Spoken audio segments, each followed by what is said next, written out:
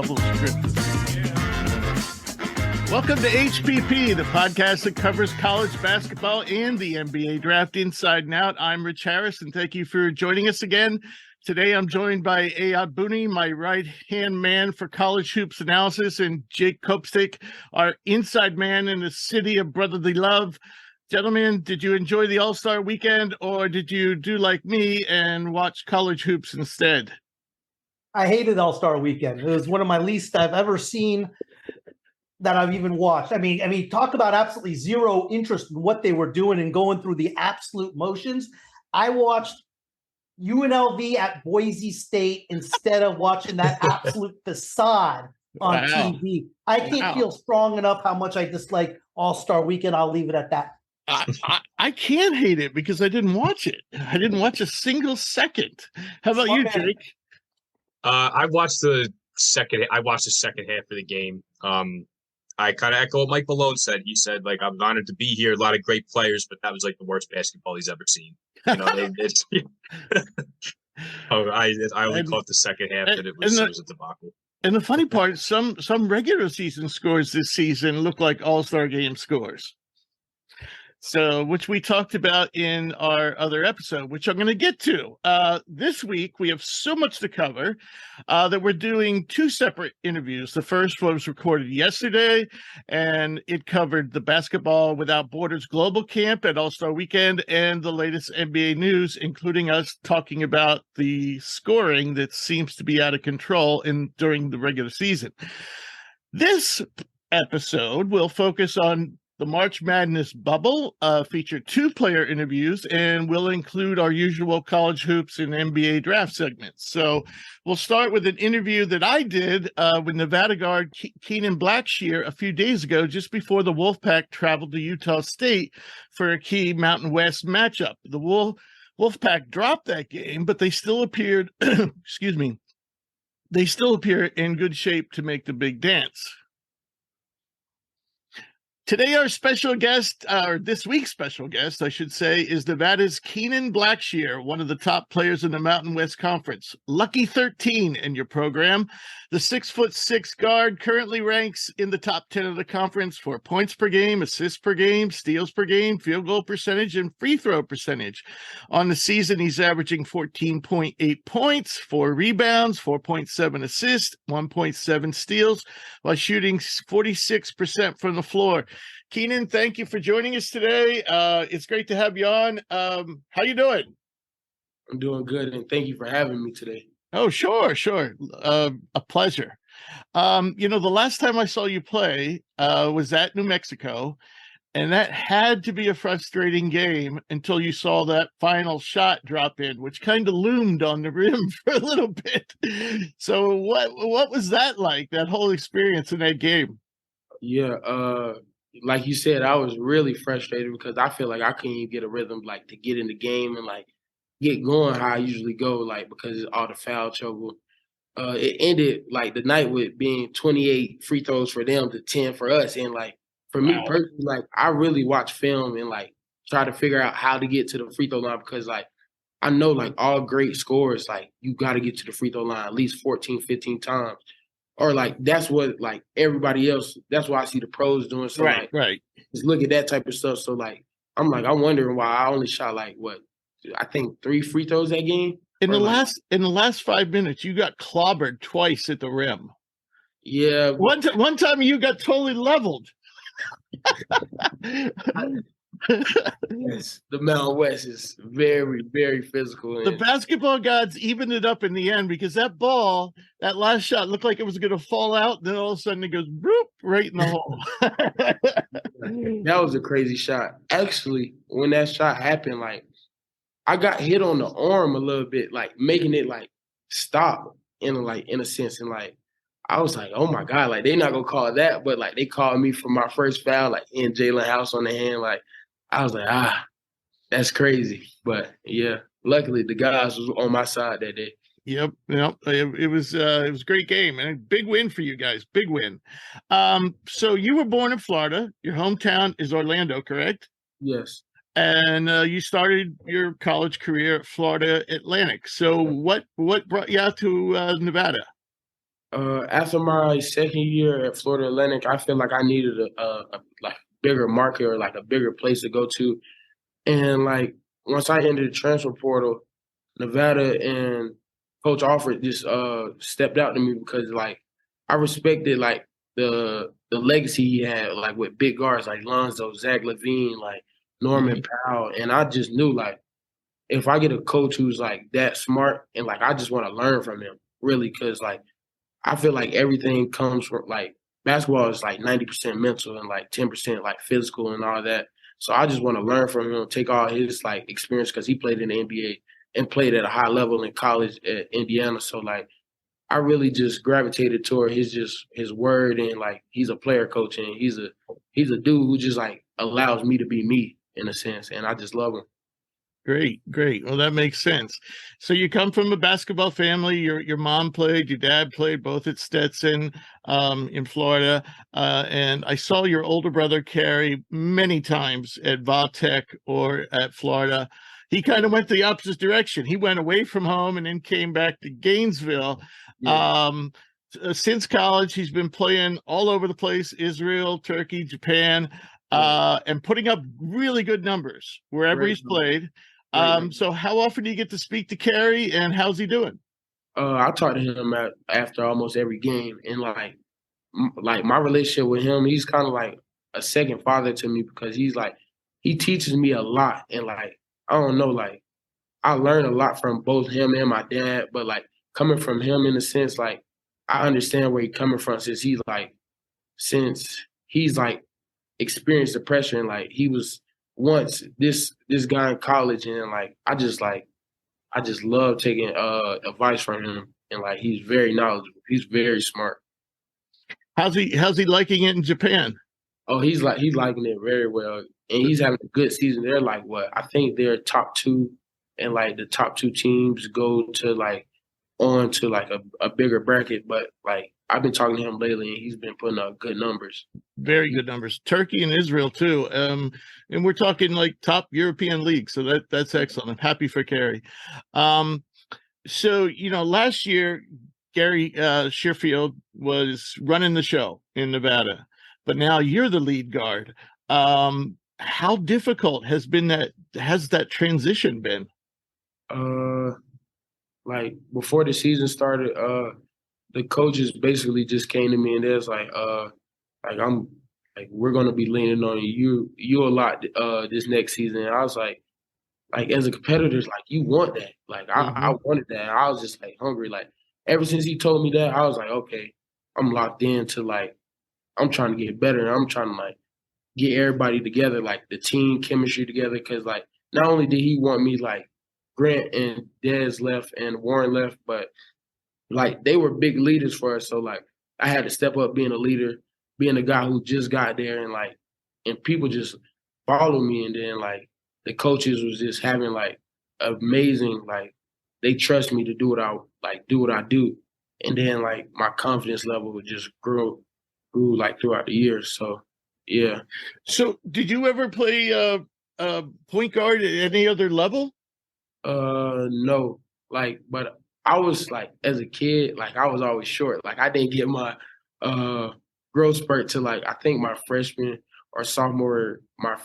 summer, sophomore year. So like that's when I got my height and stuff. But I always remember just like dribbling the ball, handling the ball. Like I was like, I want to be a point guard in the sense because like they get to control everything. And like they're like it's basically like playing chess as a point guard, really like just controlling how everybody is moving. And then like you can see the game from a different perspective, I feel. So yeah, that was nice. It's like being a quarterback on the football field. Yes. And by the way, did I call Grant Gary? Anyway, if I did, I'm sorry, Grant. No, yeah, Sherfield, you said Sherfield. Yeah. He's doing well in Oklahoma, by the way. Yeah. Congrats to him. Yeah. So, what aspect of your game are you most pleased with this season? My passing. I feel like I love to pass, and I just like seeing like film helps a lot with my passing. Like seeing how they're gonna play me, see if they want to take this away, and then like just knowing where other players are going to be, and then like just finding them and just like getting them going, and then like that's just going to free up everything for me in the end, like when it's for like crunch time and things of that sort. Right. Yeah, I'm really impressed that you never played point guard at any other level. That's impressive. So what aspect of your game would you like to improve the most? Shooting, easily shooting.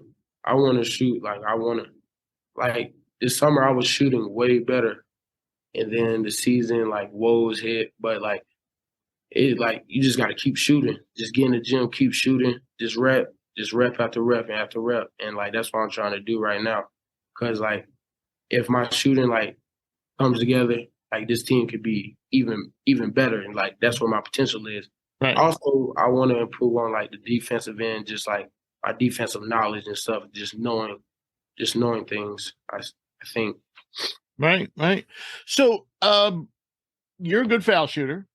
Yeah. But it seems to me from watching film, and I could be way off here, but it seems to me that you seem more comfortable and even more successful when you're shooting off the bounce as opposed to catch and shoot. Is that me, or is that, do you feel that way? I feel like I shoot better off off dribbles and stuff, because I feel like all the combos that goes through my head, it just really just comes back to the gym, and like I get better lift and I get better rhythm, like really. Right. Because, like, Right. Now I know what you're saying. yeah, so like I'm just getting better just rhythm into my shot instead of just catch and shoot, because you're just sitting there waiting.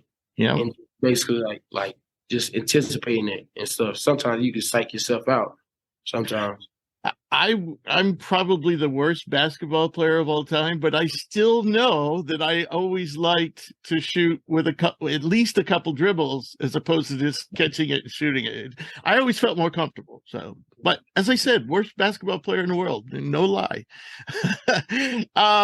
So your coach, Steve Alford, is one of the greatest shooters in college basketball history. So does he ever go around giving guys tips on shooting, or does he leave that to his assistants? He gives the whole team shooting tips. Like Garrett Lucas, who's shooting like I think 45 from three, or right.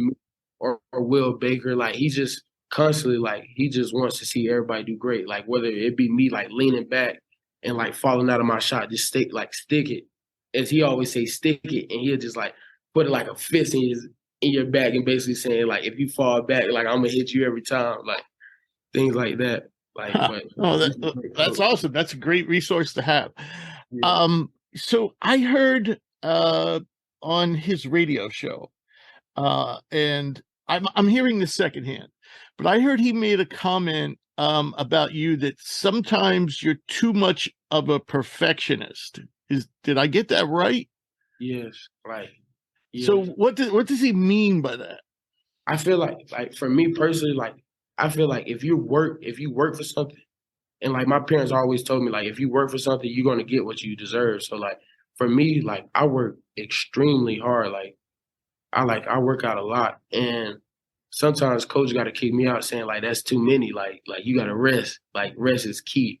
But like I don't see it that way. I feel like every day you should like try to like be maximized, like try to get better, like at least a percentage, right? Or like half of a percentage. But like I just like I love to work, and I just always want everything to be perfect, because like I study the game, like I watch film on it, like I'm working out, like I'm like a Kobe type guy, like when it comes to working. But yeah, so okay, that's where it comes from. Okay. So let's talk about the team a little bit. The Wolfpack are currently second in the Mountain West. Your overall record is 20-6, including a pair of wins over New Mexico, home victories over Boise, Utah, San Diego State. If the NCAA tournament started today, most experts say you guys would be in. And I agree with that. However, there's still 5 games left, and and plus the conference tourney. So what would you say the mood of the team is? Like I instilled into the guys, like it's one game at a time, but like ultimately, like I'm trying to win. Like I want to win all the rest of these games because Right. like, I know what that can put us like in a great seeding. And like I told the guys like we just need to lock into these last 5 games, and basically like we can punch our ticket basically if we lock in. So I'm not trying to let no like slip ups happen. I'm trying to be locked in for this next 5 games. Utah State, it's the next team that we play. So and that's probably going to be the toughest of the 5. yeah, Um, be a tough game too. right. But they haven't been they're not the Wyoming of last year. Yes, that's true, but especially without EK, but yeah, which is a shame. I would think if you ran the table from here and the conference tourney, now that's what, like 8 games. If you could do that, I could see maybe even a 6-7 seed. That'd be great. That'd be great. Yeah, I can see that. I can see that. Okay. So how much being on the bubble, because we also know if it went the opposite direction, if you like lost like 3 or 4 of the last 5 or something like that and didn't win like a game in the conference tournament, all of a sudden you could be out of the tournament. So what's it like, being the point guard, the lead guard, one of the leaders of a team that's on the bubble? How much pressure do you feel, or don't you even really think about it? I don't put that type of pressure on me like to make it, because like as long as I just go out there and just trust myself and trust my work and trust my teammates and my teammates trust me, we're going to be fine, because the brand of basketball we've been playing the whole year has just been team over self. That's what's got us to 20-6 so far. And we learn from each and every loss, like whether that be through film or whether that be through like communication with teammates. We learn through it in some way and somehow. Right. That's a good attitude. I like that. So what do you think the key is to a long postseason run? And I'm not just talking about conference tournament. I'm talking about NCAA tournament. For you guys to make a long run, what do you think the key is? Chemistry is a key. Also, and defense is a key. Whether like defense is big in the tournament, because it's going to be like different teams. You don't play these teams throughout the year, right? And it's different matchups and stuff like that. So, yeah, like if our defense is fine, like if our defense efficiency is like average 97, 98, 95, we're going to be fine, because like I trust our team on offense, because we're very violent and we're very like we pass the ball and trust each other. So right. Yeah. Right. All right. Last question. What do you do when you're not studying, practicing, or playing? What do you do for fun? Probably watch film or read. Really. Wow. I thought you were going to say listen to your podcast. Wow, you hurt me. You hurt me. That too. All right, Kenan. Well, it was great having you on, and please come back and visit us again. Love to have you back, and I wish you luck. We've been pretty high on you guys all year on the show, and I think the schedule is pretty favorable. And I think you're going to get in, and yeah, we'll see what happens. Thank you so much for having me today and just let me take your time. George, well, appreciate your time. Yeah, and don't forget, come back and visit us. I will. I definitely will. All right, so it was great having Kenan on. So now we'll move on to our college hoops notebook. And first item is, what did you guys think of the NCAA Selection Committee's top 4 season each region? Basically, they told us who they thought the 16 best teams were, and had them seeded in each region. I had one particular problem with it, but I'll let Bunni, why don't you start us off? Were you okay with it, or did you see a problem? Yeah, they actually did the next 4. So they did the 16 and then they did the next 4, right? I had everything. They had Purdue, Houston, Bama, and Kansas.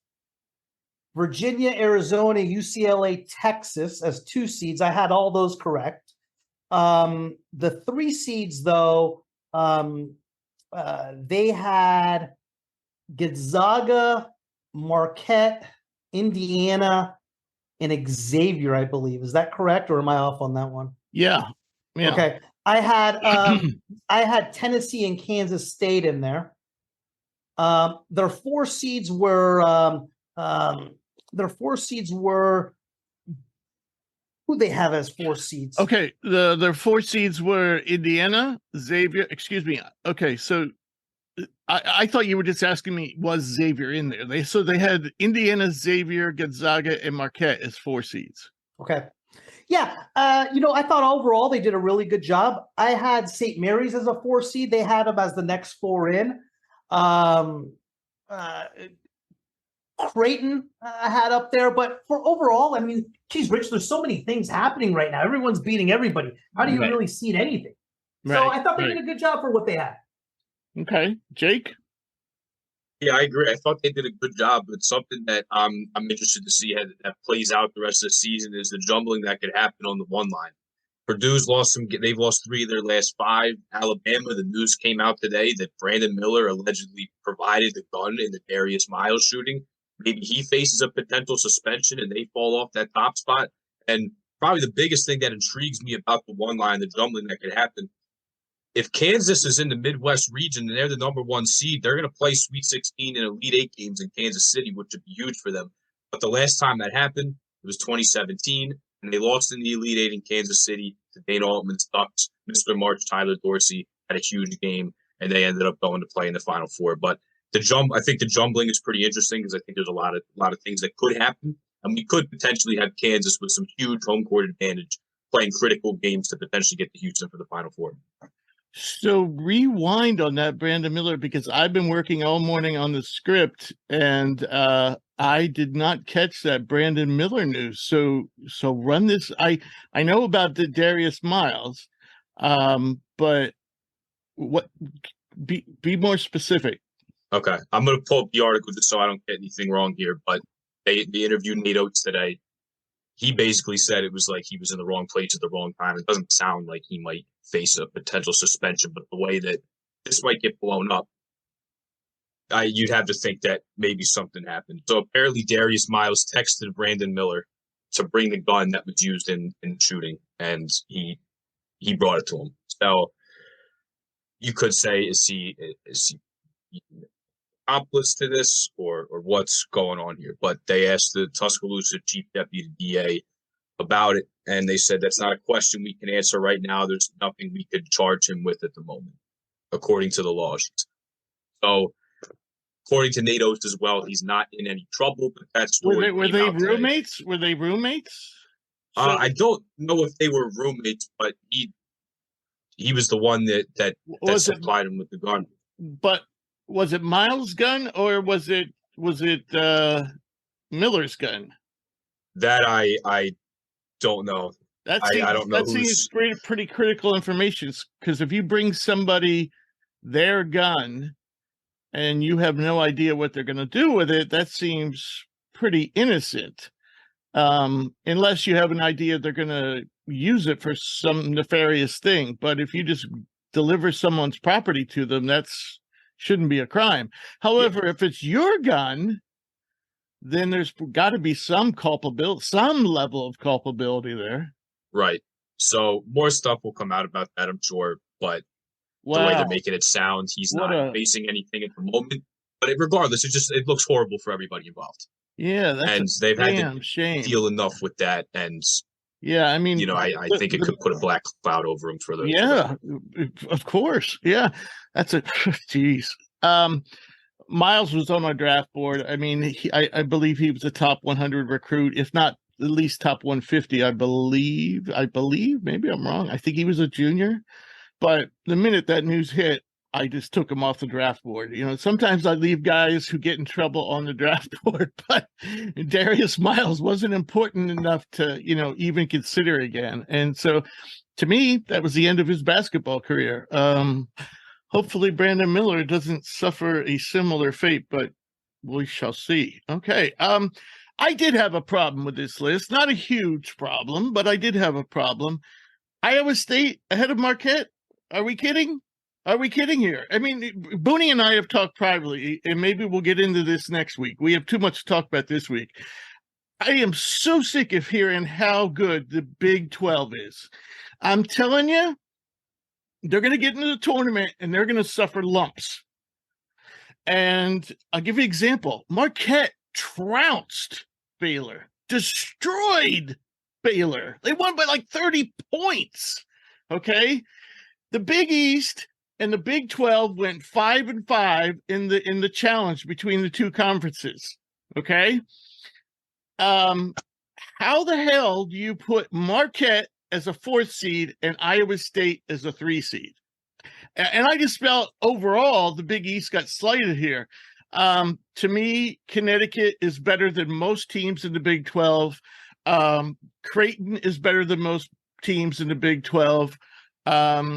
So yeah. Yeah, I agree with you. 100% agree. I didn't catch that until you just said it, but yeah, no question about it. I mean, I think the Big 12 is extremely overrated. I think they're well balanced from top to bottom. Yeah, exactly. That's what it is. They don't have any South Carolinas, or they don't have any Minnesotas. Correct. Or they don't have any Boston colleges. Like, well, Boston College isn't half bad. They're pretty damn good, you know? Right, because they have 10 teams. If they had 5 more teams, they would those teams would stink too. You know, it's just they have 10. And if you took the top 10 of the Big 10 or the top 10 of the Southeastern Conference and compared them, then we're talking a whole different story. Right. But no one mentions that. And God damn it, Fran Fraschilla. I wish somebody would put a sock in his mouth. I'm just like, the more I listen to him, the more he bugs the hell out of me. And you know what he said last night? I don't know if you guys caught this, but you know, he was talking about North Carolina, you know, and he doesn't cover the ACC, but he was like, you know, did you have North Carolina, you know, as the favorite to, you know, to win it all this year? He's like, no, I didn't even consider that. I'm like, yeah, that's easy to say now. Everybody else in the world thought it was North Carolina, and anybody with a brain thought it was North Carolina. But anyway, yeah, that's my rant for the day. All right, moving on to item number 2. And, you know, this is our bubble episode. So we're looking at the schedules of 10. I'm looking at the schedules of 10 teams that are in the tournament as we speak, but pretty tenuous. And that would be Florida Atlantic, Nevada, Boise State, Memphis, West Virginia, Missouri, Kentucky, the aforementioned North Carolina, Clemson, and Wisconsin. Out of these teams, which do you guys think are most likely to stumble and lose their spot? I mean, so Florida Atlantic, I think whoever wins Conference USA is going to get the bid. I don't think there's going to be 2 teams out of it. So it's going to be Florida Atlantic, North Texas, or UAB. You go down the stretch. I mean, Nevada, Boise, Memphis, West Virginia, I got all in. Carolina has down the stretch, they have at Notre Dame, Virginia, at Florida State, Duke at home. I think if they get 2 out of, I think they need to get 3 out of 4. They need to either get Virginia at home and Duke at home. Wisconsin, you know, when we had DeCourcy on, I mean, he said it. Tyler Wall is a completely different player the first half of the season than he is right now. And they're since he got hurt. Correct. And they are living on what they did the first half. But even they got a challenge. Iowa at Michigan, Purdue at Minnesota. I think they got to win 3 of 4 there. Clemson, what's going on with Clemson? The loss to BC and Louisville. Yeah. Oh my God. So, Louisville. They got a decent Syracuse team at home, at NC State, at Virginia, Notre Dame. I think they're gonna have to win. They're gonna have to win 3. Missouri's all of a sudden struggled a little bit, but their road is pretty easy. Mississippi State at Georgia, at LSU, Ole Miss at home. I don't have Mississippi State in. They got at Missouri, Texas A&M, South Carolina, and Vanderbilt. I think they're going to have to sweep that to get in. So Yeah, you know, they're in the next part of the question. yeah, I apologize. So On the other side I of the think bubble. for me, it's Wisconsin. Okay. Jake?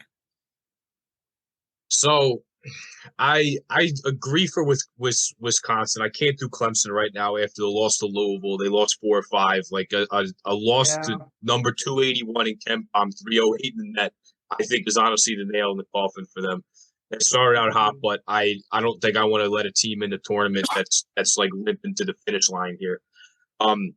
West Virginia, I do think is in. It's just that if there's another team that of this group that has a good week, you look at West Virginia's last 3 games. They're 1-6 in road games in the conference. They got to go to Kansas, to Iowa State, and the one home game they have is against Kansas State. They got to go against 3 of the top 5 teams in the Big 12 here, and they need one on the road to really solidify themselves. I think they're in a good standing right now. Their last 4 in, according to Mike DeCourcy and Lenardi, but it's just a tough schedule to even get one to put yourself in. And then Boise State, I do think they're in as well, but they got a tough schedule with New Mexico, San Diego State at home.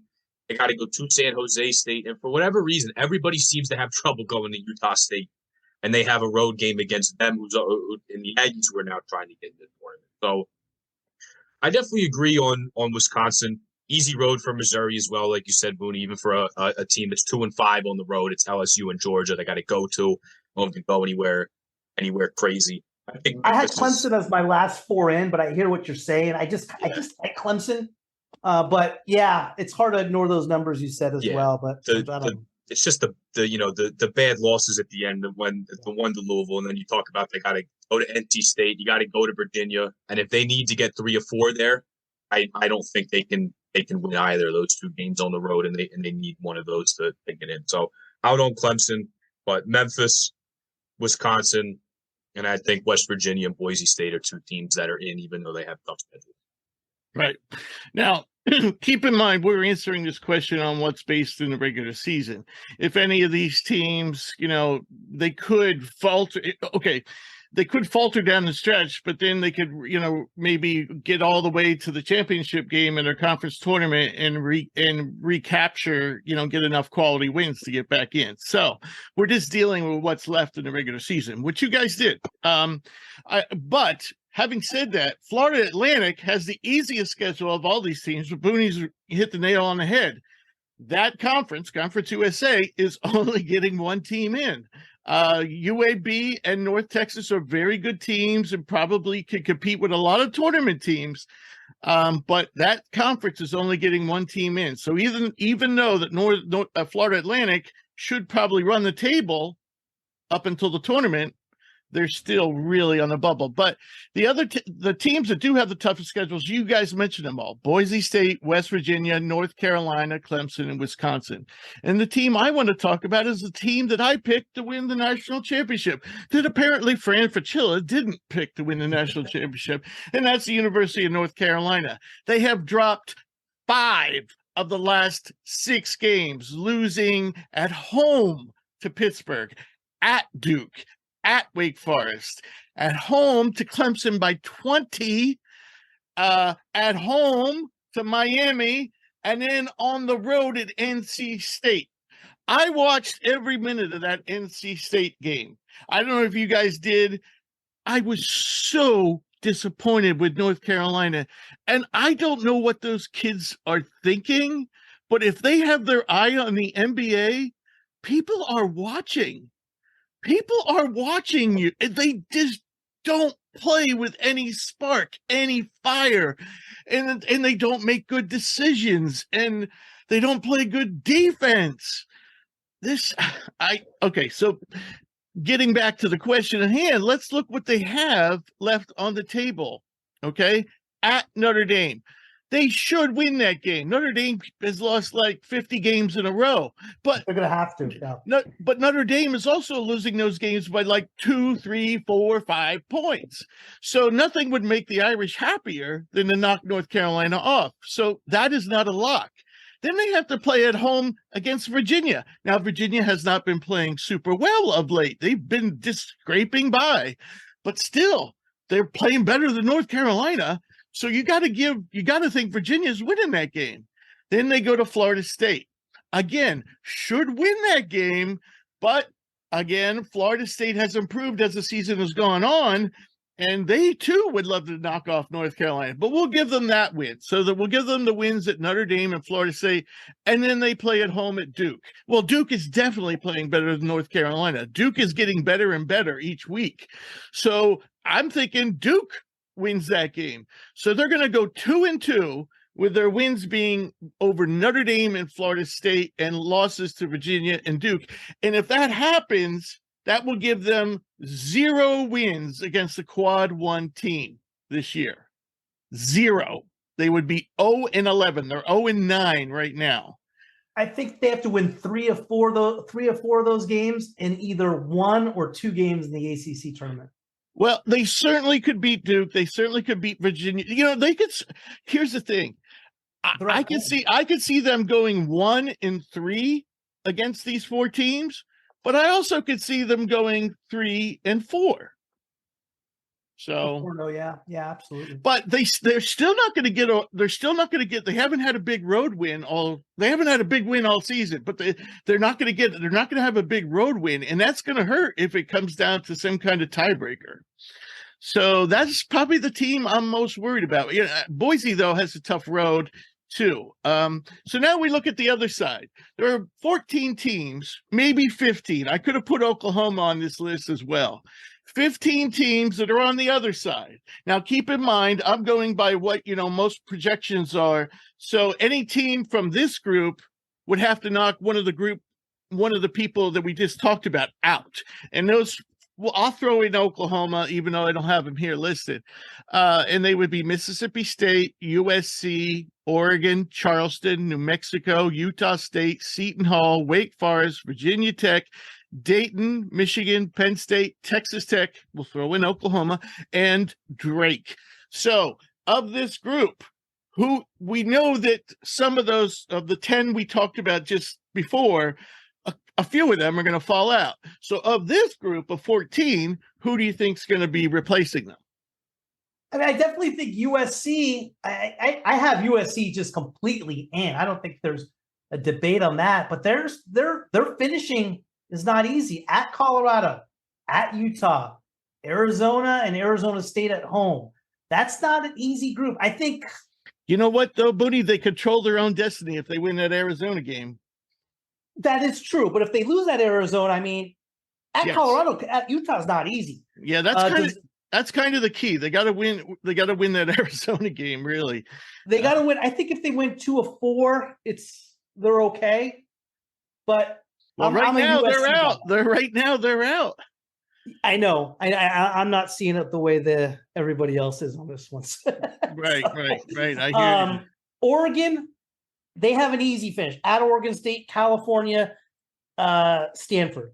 They have to sweep that. New Mexico needs to sweep at Boise, San Diego State, Fresno State, and at Colorado State to get in. And Utah State has to sweep at Wyoming, at Vegas, Boise at home. So for me, I would have to say SC. And I know that's a tough road, but I've been an SC fan all year. What about your Wolverines? The Wolverines at Rutgers, Wisconsin, at Illinois, at Indiana. I think 3 of 4 gets them as probably the next 4, the first 4 out. 4 of 4 gets them in. Okay. How about you, Jake? Yeah, I got to agree with USC, but I mean, man, it's a really, really tough schedule, not only to Utah, but even though Colorado's not great, it's still a really, really tough place to play at. Yes. And you have the 2 Arizona schools at home. Oregon, for me, is a team, as much as I like Dana Altman, I think they're kind of out unless they make a run the Pac-12 tournament. I think Oregon's toast too. Yeah. You're telling me Pac-12 is going to get 2 teams in possibly? Don't tell that to USC. I think USC. I think USC is going to pull it out. I think if there's any Pac-12 team, it's going to be them. After Oregon had the 2 LA schools come to them, they dominated USC. They played a good first half against UCLA and then got completely strapped and couldn't get a stop in that game. But after that, I looked at their schedule. I said, okay, They're at Washington. They're at Washington State, at Oregon State, home against Stanford in California. Their next 5 games, although 3 of them on the road, it's 5 of the bottom 6 teams in the league. I said I think they might even be able to go 5-0 here. They lose at Washington in overtime. Keyshawn Mennefield got anything he wanted in that game. That game was delayed 40 minutes because they had to replace the basket, and naturally it tips off at almost midnight. And of course it goes to overtime as well. It doesn't end until like 2 a.m. They lose at Washington State. There's just not enough quality here for them to move the needle here. They need to make a run in the Pac-12 tournament. But for me, it's USC, even with the tough road. I like New Mexico, but they have some tough games coming up. Maybe Texas Tech for me is a complete dark horse long shot. They won 3 in a row. The big fella back. They're getting healthy. They have AMAC back, and they have some opportunities here. Even though they started out conference by 0-8, they have some really Pop big Isaac is back too. Pop Isaac. Exactly. Pop Isaac just had a really good game off the bench. But look at the potential quality of wins they could have here. They're away at Oklahoma and Kansas, and then home against TCU and Oklahoma State. So I think they have to get 3 of those for sure. Yeah, they have to get 3 of those, but that could be a long shot because they've won 3 in a row. They're playing well. They're healthy, and they have the quality of wins that could move the needle. Not unlike Oregon, who's just playing bad teams. And tonight against Oklahoma is almost like an elimination game. Really? For Texas Tech and Oklahoma. Yeah, loser leaves town game. Yeah. Were you done? Yeah, I just wanted to say New Mexico, Texas Tech. I think Charleston's interesting, but it's another league just like Conference USA. It's just going to be one bid if they don't get it. And I think they're right. And they can't. There's nobody on their schedule that's going to help improve. If they're out now, there's nobody on their schedule that's going to help them get in. So, I mean, like everybody in that previous 10 group would have to, I mean, a couple of those teams would have to collapse. They need a miracle other than winning their conference tournament. Yeah. And it's you're walking a tight line here with Charleston and FAU because the quality of wins aren't great, but the losses are totally catastrophic if they happen. Right. Like a home, Towson's the best game they have left, but it's at home. That's not going to move the needle, and neither is Stony Brook when they come down. So it's unfortunate with the mid-majors when they just play in such a small conference. They don't have the ability to get these wins late in the season if they have a shot at an at-large. But the CAA and then for Conference USA, going to have to be winning get in. I don't see it happening otherwise for an at-large bid for Charleston and Florida Atlantic. Right. 2 teams you guys didn't talk about that I would like to talk about, I think have a shot other than USC. And that's Virginia Tech. You guys know I'm a Virginia Tech fan. I know they've had some bad losses, and they had that huge losing streak in the middle of the season, which coincided with Hunter Couture and maybe another injury at the same time. And still, Maddox, one of their key, like their 6th man off the bench, is still out. But and losing to Georgia Tech, last week was just horrible. But they redeemed themselves with Pittsburgh, and here's what they got. They basically, to me, control their own destiny. At home versus Miami, at Duke, at Louisville, at home versus Florida State. Now, we know they're going to win or should win the last 2. I think if they can get one of those other 2, and one of the teams we talked about slips, I think they can get in. However, if they can sweep those games, I know that's a lot because Duke's playing well and Miami's playing great. But if they can, I think they're definitely in. So that's the way I'm looking at it. Another team I'd like to talk about is Michigan, though we don't know what's going on with Howard's ankle. He injured his ankle. But I really was impressed with Michigan in their victory over Michigan State.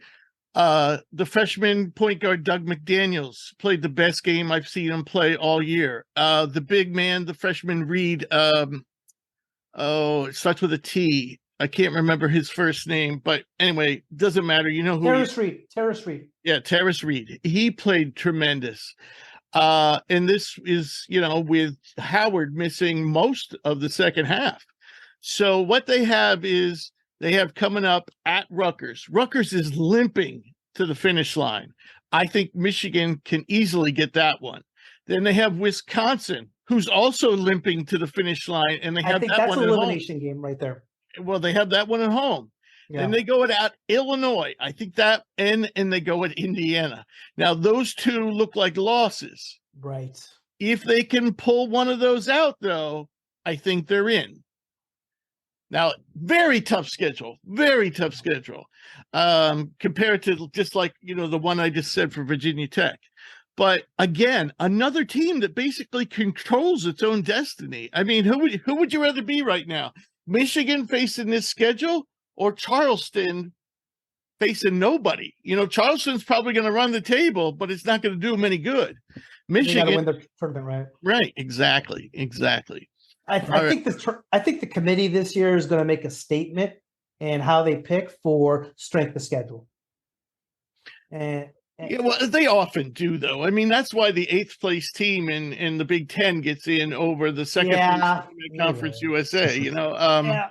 It's just the way it's always worked, much to the dismay of mid majors. But sometimes I think they leave like a 28-2 team out, and I just don't think it's right. But there's really not one of those teams this year. Charleston and Florida Atlantic were heading that direction, but they both had multiple losses in recent weeks. How about the second team in the MAC?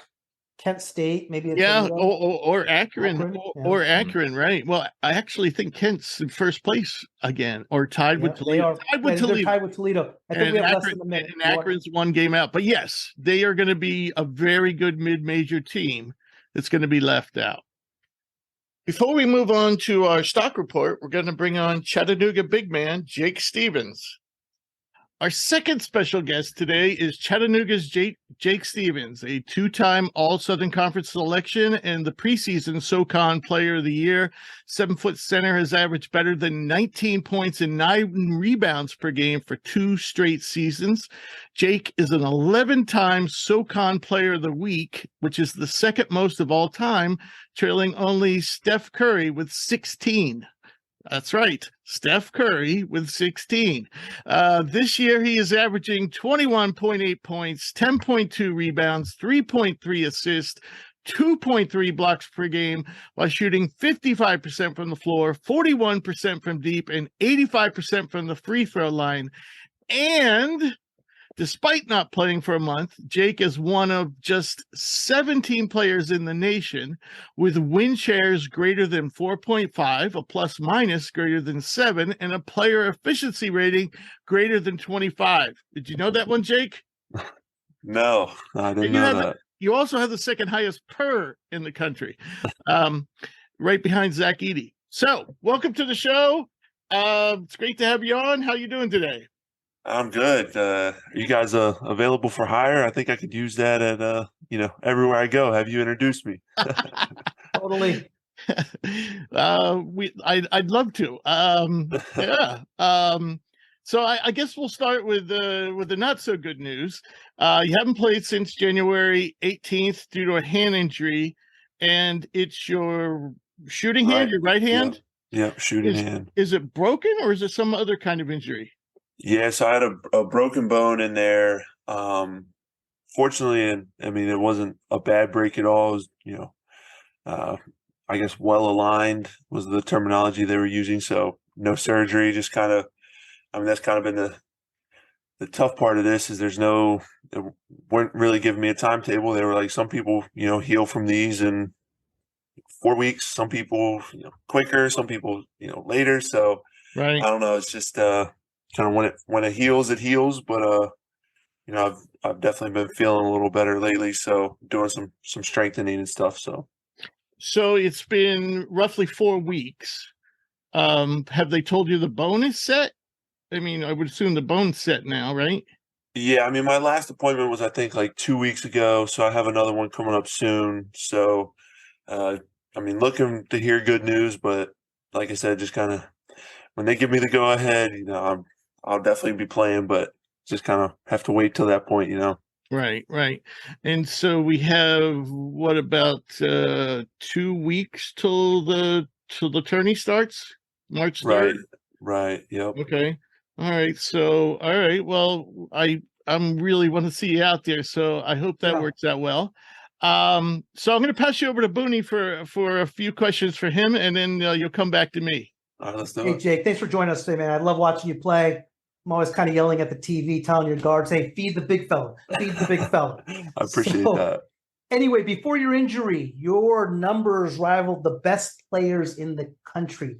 You had 2 games in January, 37 and 15, and I believe the other one was like 35 and 13. With going at that type of pace so recently, how have you dealt with the disappointment of not being able to play? Yeah, it's never fun. Last year, I felt like I was hitting my stride as well, and ended up rolling my ankle and kind of derailing the end of our season there. So unfortunately, kind of used to this. It stinks. It's never something that's easy to deal with. But I always try to tell myself, like, I'm gonna make sure I'm staying on top of my conditioning. Doing every leg exercise in the book. Staying strong, doing all that stuff.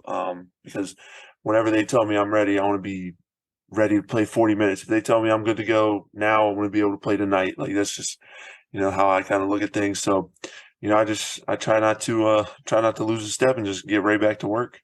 You think there will be any type of rest set in when you come back, or do you think it'll be an easy transition as far as getting right back into motion? I mean, you've practically played a good chunk of games already with the squad. Yeah, it'll definitely be a little bit of a, getting used to things again. If I'm able to make it back, but I have no doubt that the guys we have on this team are, we have just a bunch of great guys that are willing to work hard and have been around the block a couple times. So yeah, if I'm able to make it back, and obviously that's the goal, then I think we'll pick up right where we left off, if not a little better. Wishing the best for you there. Question, even as a freshman, you were shooting the 3 at an extremely high rate. As a 7-footer, as a big fella, kind of known to make their living on the block, you have an extremely smooth jumper, great rotation on the ball, love watching it, and you had it at a young age. What do you think you did, or how did that come onto itself and became the shooter you are today? Was it something you practiced at a young age and kind of just developed?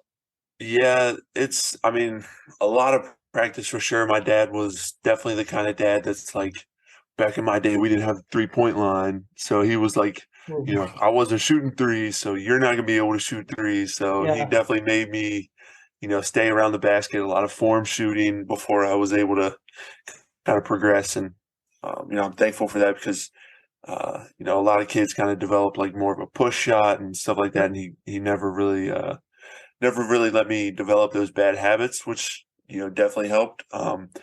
Aside from that, it's just a lot of reps. I really decided between my junior and senior year, coach kind of sat me down and was like, we have faith that you're a great shooter. We know that you can make 3-ball, but obviously percentages aren't showing that. So we need you to really become a knockdown shooter.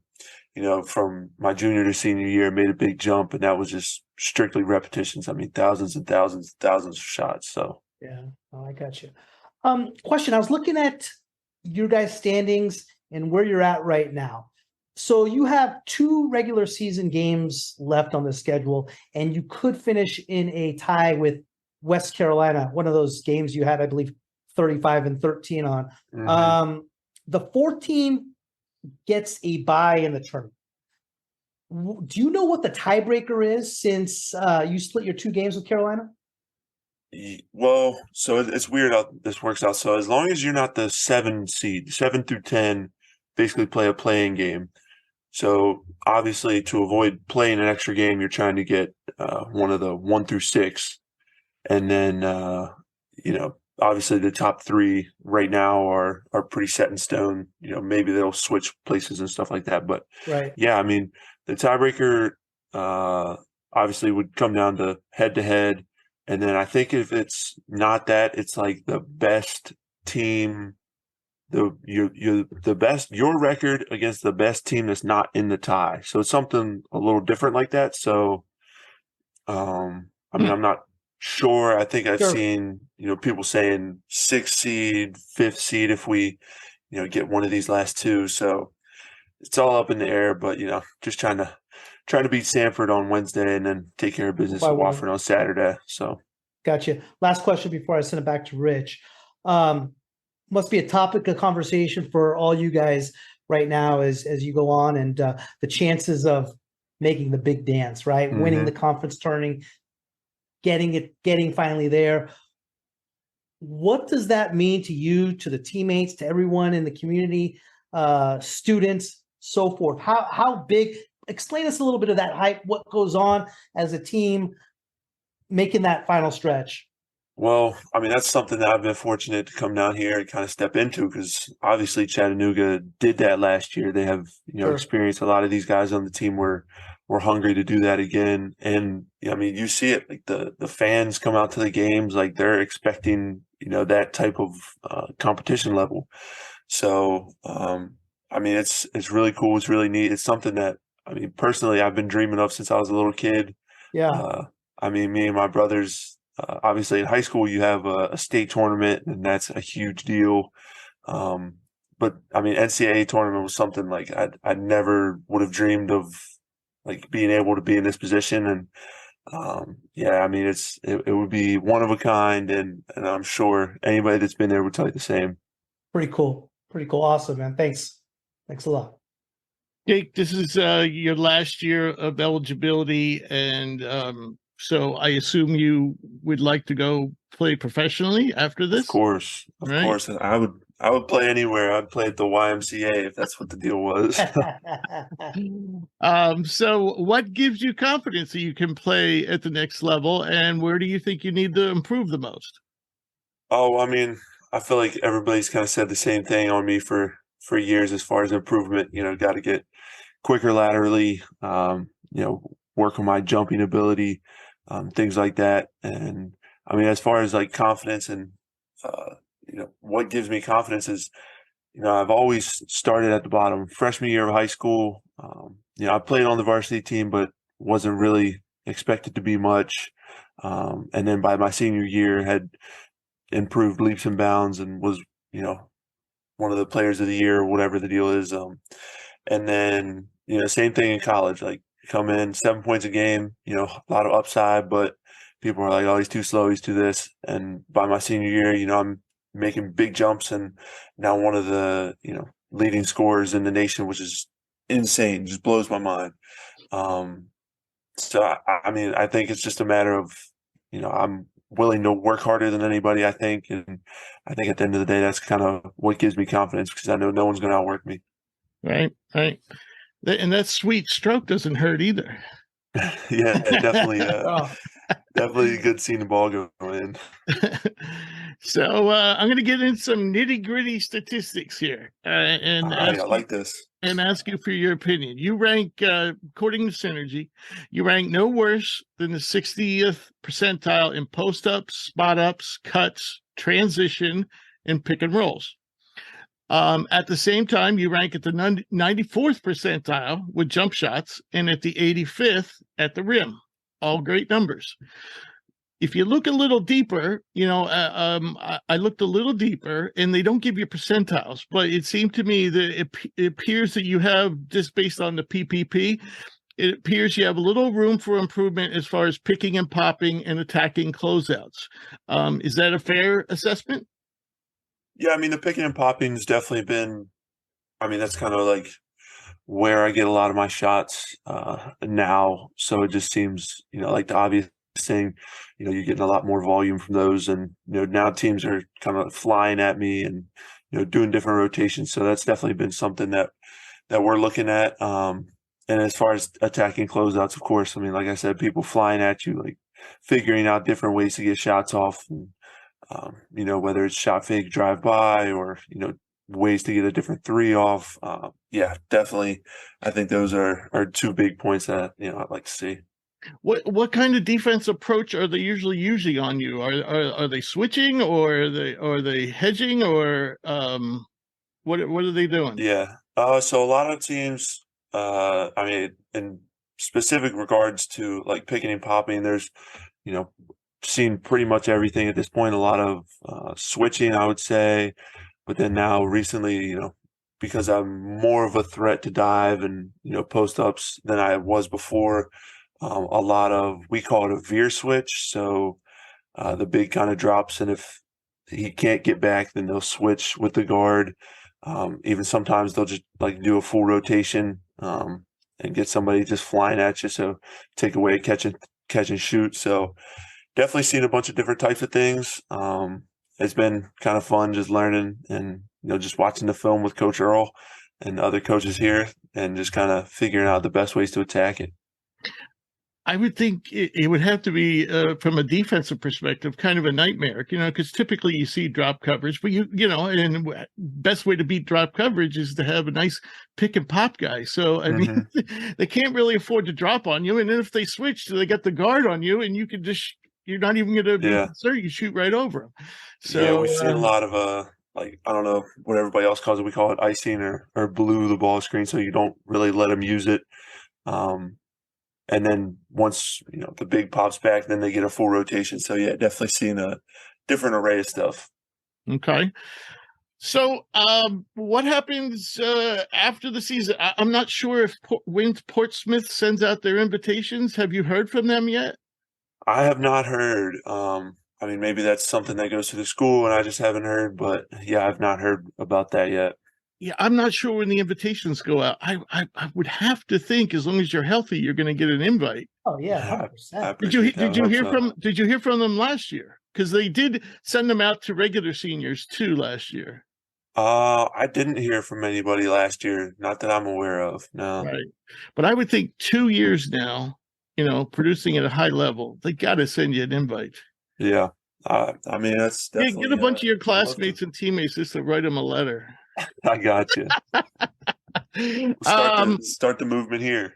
So let's assume you go to. What else is going to happen? We know you're going to go to anything you're invited to. Be it private workouts or Portsmouth or G League Elite Camp or whatever. But do you have any specific plans to train? Any specific locations or anything like that? Yeah, I mean, I don't have anything set yet. I mean, I definitely, like I said, I'm willing to go. I'll go anywhere and train with anyone at any time, really. I mean, I'm not tied down. I would love to do, and I'm in online classes and stuff too, so that gives me some pretty good flexibility. Right. I am fortunate here to have 24-hour gym access. Our strength staff's awesome. They would work me out whenever I wanted to. At the drop of a hat, I could just call them and they would be there. So I mean, I'm definitely good option is staying here and just doing that. But if maybe, I mean, I'm not necessarily sure how this world works, but maybe you sign with an agent and they want you to go somewhere, like I would do that as well. Yeah, that could definitely happen. Yeah. All right. Yeah. So lastly, you're working on your MBA. You're playing basketball at a high level, or you will be soon. But a little birdie told me that you have a podcast. So, is that your biggest? Right. Is that your biggest hobby, or one of them?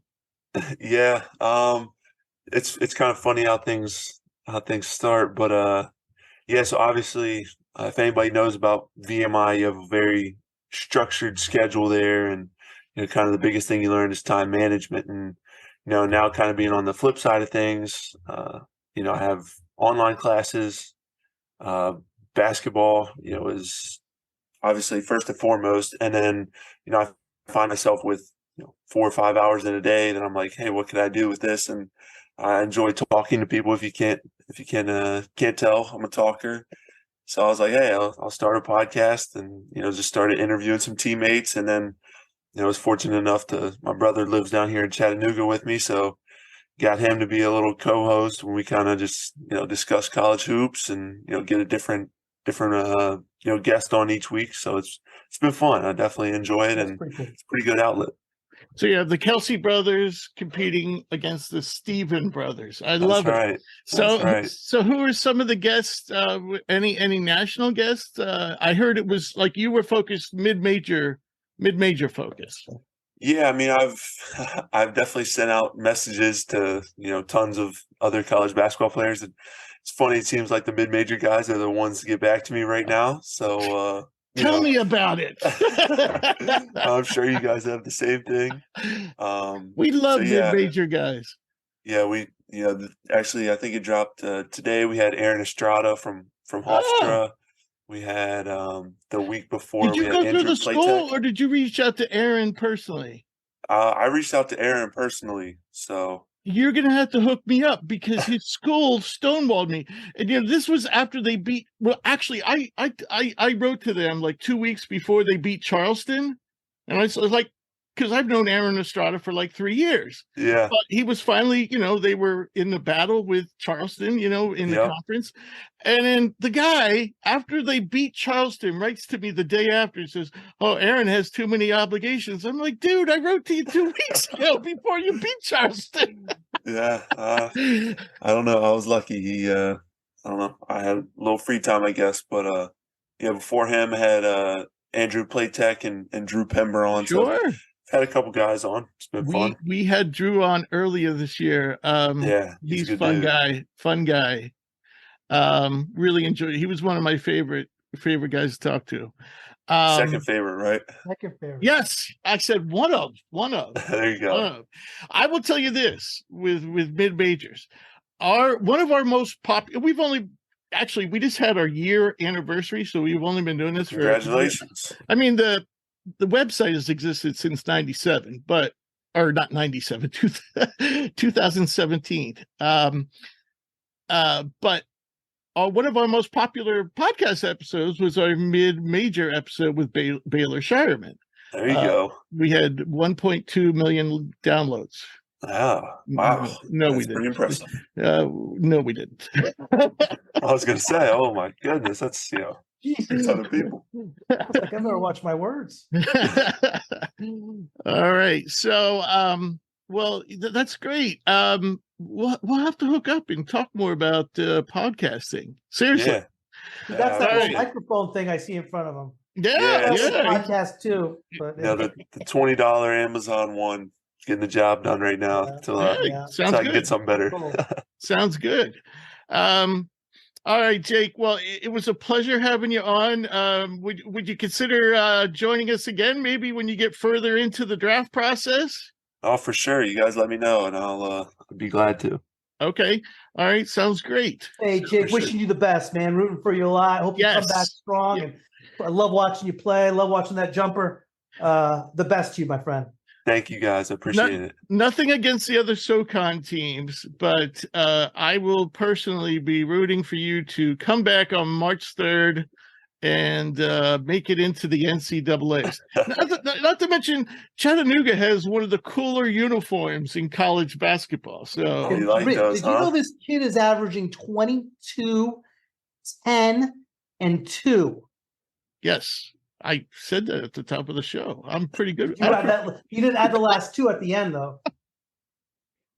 I bet. I appreciate it. Hey, never hurts to have that double back on. Well, I'm glad you're a fellow podcaster, and podcasting can be so fun depending on your company. I was thinking the same thing. All right, Jake. It's great to have you, buddy. We'll be rooting for you. Best to you, Jake. Take care, man. So that was another great interview we had with Jake. It was a pleasure having him on. And from now, we'll move on to Stock Rising.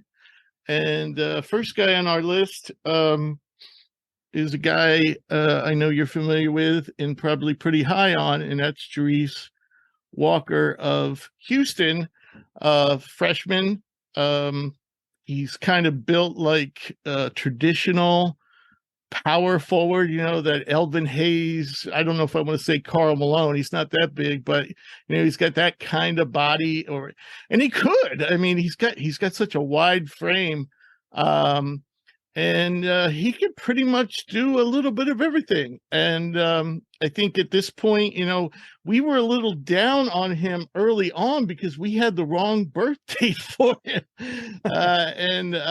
Well, we didn't. We got it from Real GM, which had the wrong birth date for him. But he's 19, will be 20 in September. So we immediately bumped him up then, and now I think we're going to move him up into our top 10. What do you think about that? I've said it for a while. Jarice Walker is my favorite player in college basketball.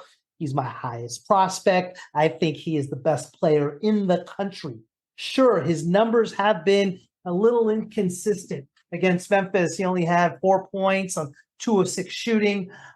He has had his ups and downs as far as games, but I believe that has a lot to do with playing for Houston, deferring, and playing in the conference he does play in. When you watch him play, he's a player who can score on all 3 levels. Put the ball on the floor, he can shoot it, and he can play with his back to the bucket. He is absolutely electric when it comes to in transition and what he can do. 6'8", 220, strong. He is right now. If I'm going to group of players together, it's Jarice Walker, Keontae George, and Brandon Miller. Yeah, and we're going to be putting him in that range. For the season, for everyone out there, like you said, he's not their leading go-to guy. So he's averaging 11.4 points per game, but his shooting splits are great. 49% from the floor, 39 from 3, 61% from the foul line, which needs to come up. 6.4 rebounds, and he's playing 26 minutes per game, so he's not like averaging like 32 minutes per game. So that number could be a little higher though. 1.7 or 1.8 assists, 1.2 turnovers, so that's a positive ratio. A little over a steal a game and almost a block per game. I think he's already proven himself, to be a good defender. I don't know right now if you want him on, like super quick guards. But Sure, yeah. I think he's relatively switchable. And the other thing, as you said, he can do a little bit of everything. He can shoot jumpers from all 3 levels. He can drive the ball. He can score in the post. He can cut. The one thing where I was initially down on him was I thought he tried to do too much, because right now his dribble, that needs to get tighter. And right now he can struggle to shoot off the bounce. He can struggle to shot create. But you're talking about a 19-year-old with a unbelievable body. I think as long as he stays with what he can do and progresses slowly, he'll turn out to be a very, very good professional basketball player. I'm with you. All right. So one of the next guy, and Drew and I talked about the next player, Isaiah Wong, at length. And I haven't really looked at draft boards recently, but the last time I looked, he's nowhere to be found. And I don't get it. They have someone like Caleb Love there who's doing shit, and Isaiah Wong is not. And to me, if I'm an NBA team, I'm taking Isaiah Wong before I take Caleb Love. And right now he's top 10 in the ACC for points per game, steals per game, free throw attempts. He gets to the foul line. And for a guard, he's in top 10 in the 3 major metrics: per, win shares, and plus minus. And that you don't often necessarily see guards. That's usually bigs usually dominate those categories, especially per. So that's kind of impressive. I mean, the guy can shoot from anywhere. He's excellent off the dribble. Exceptional body control. I think he's a solid defender. I don't think he's an elite defender, but I think he's a solid defender. So I don't know why people are not higher on Isaiah Wong. I'm with you. Silky smooth Isaiah Wong, 6'4" point guard and a true point guard at that. I think the only thing he probably needs to work on is his jumper. Although he's shooting 38% from three, it's not your natural looking jumper. Very mechanic, slow release. Basically uses it to set up going to the rack. But yeah, he does everything else really, really well. I think that jumper is going to come along with time. And I agree with you. You have Caleb Love ahead of a guy like Isaiah Wong. I don't get it. One of my favorite players in college basketball. Great leader, great feel for the game. Yes. That's a Big fan of Isaiah Wong. Yeah, that's good. That's a good call. Great feel for the game. And in terms of shooting, he's definitely hitting a career high, 38% this year. He's kind of been a little bit all over the place in previous seasons. This year he's not doing exceptional at the rim. He did better last year. I don't know why. But I think he's he's very slight of build. So, you do worry, against men, how is he going to be able to finish? But as I said, he has exceptional body control. He can contort himself and make some spectacular finishes. He also hasn't been super high in ISO this year, but he has plenty, he has great handle. He can go right or left with equal effectiveness. So this year, for example, he's 43rd percentile in ISO, but last year he was 93rd. So I'm not worried about that number either. I don't think he's a first round pick, but I do think he's a second round pick. Yeah, I agree. I like him. I like him a lot. Just smooth. It's a big reason why Miami's where they're at right now. Exactly. Yeah, he's kind of underrated, like that whole team is. Yeah, no, good call. So then another ACC guard, we talked about, I believe Drew and I talked about quite a while ago, and that's Judah Mintz of Syracuse. Judah, he's had his ups and downs this season, but of late he's been on kind of a tear. If you look at his last 7 games, he scored no less than 15 points. In some of those games, he's coming up big with assists. Against Virginia Tech, he had 21 and 8. Against BC, he had 15 and 5. That was an exceptional game. He had another big game against NC State, 20 and 9. Florida State, 16 and 6. So this guy not only does it by scoring, but he also does it, by getting others involved. And I think he has a real good basketball IQ for being a playmaker and a distributor.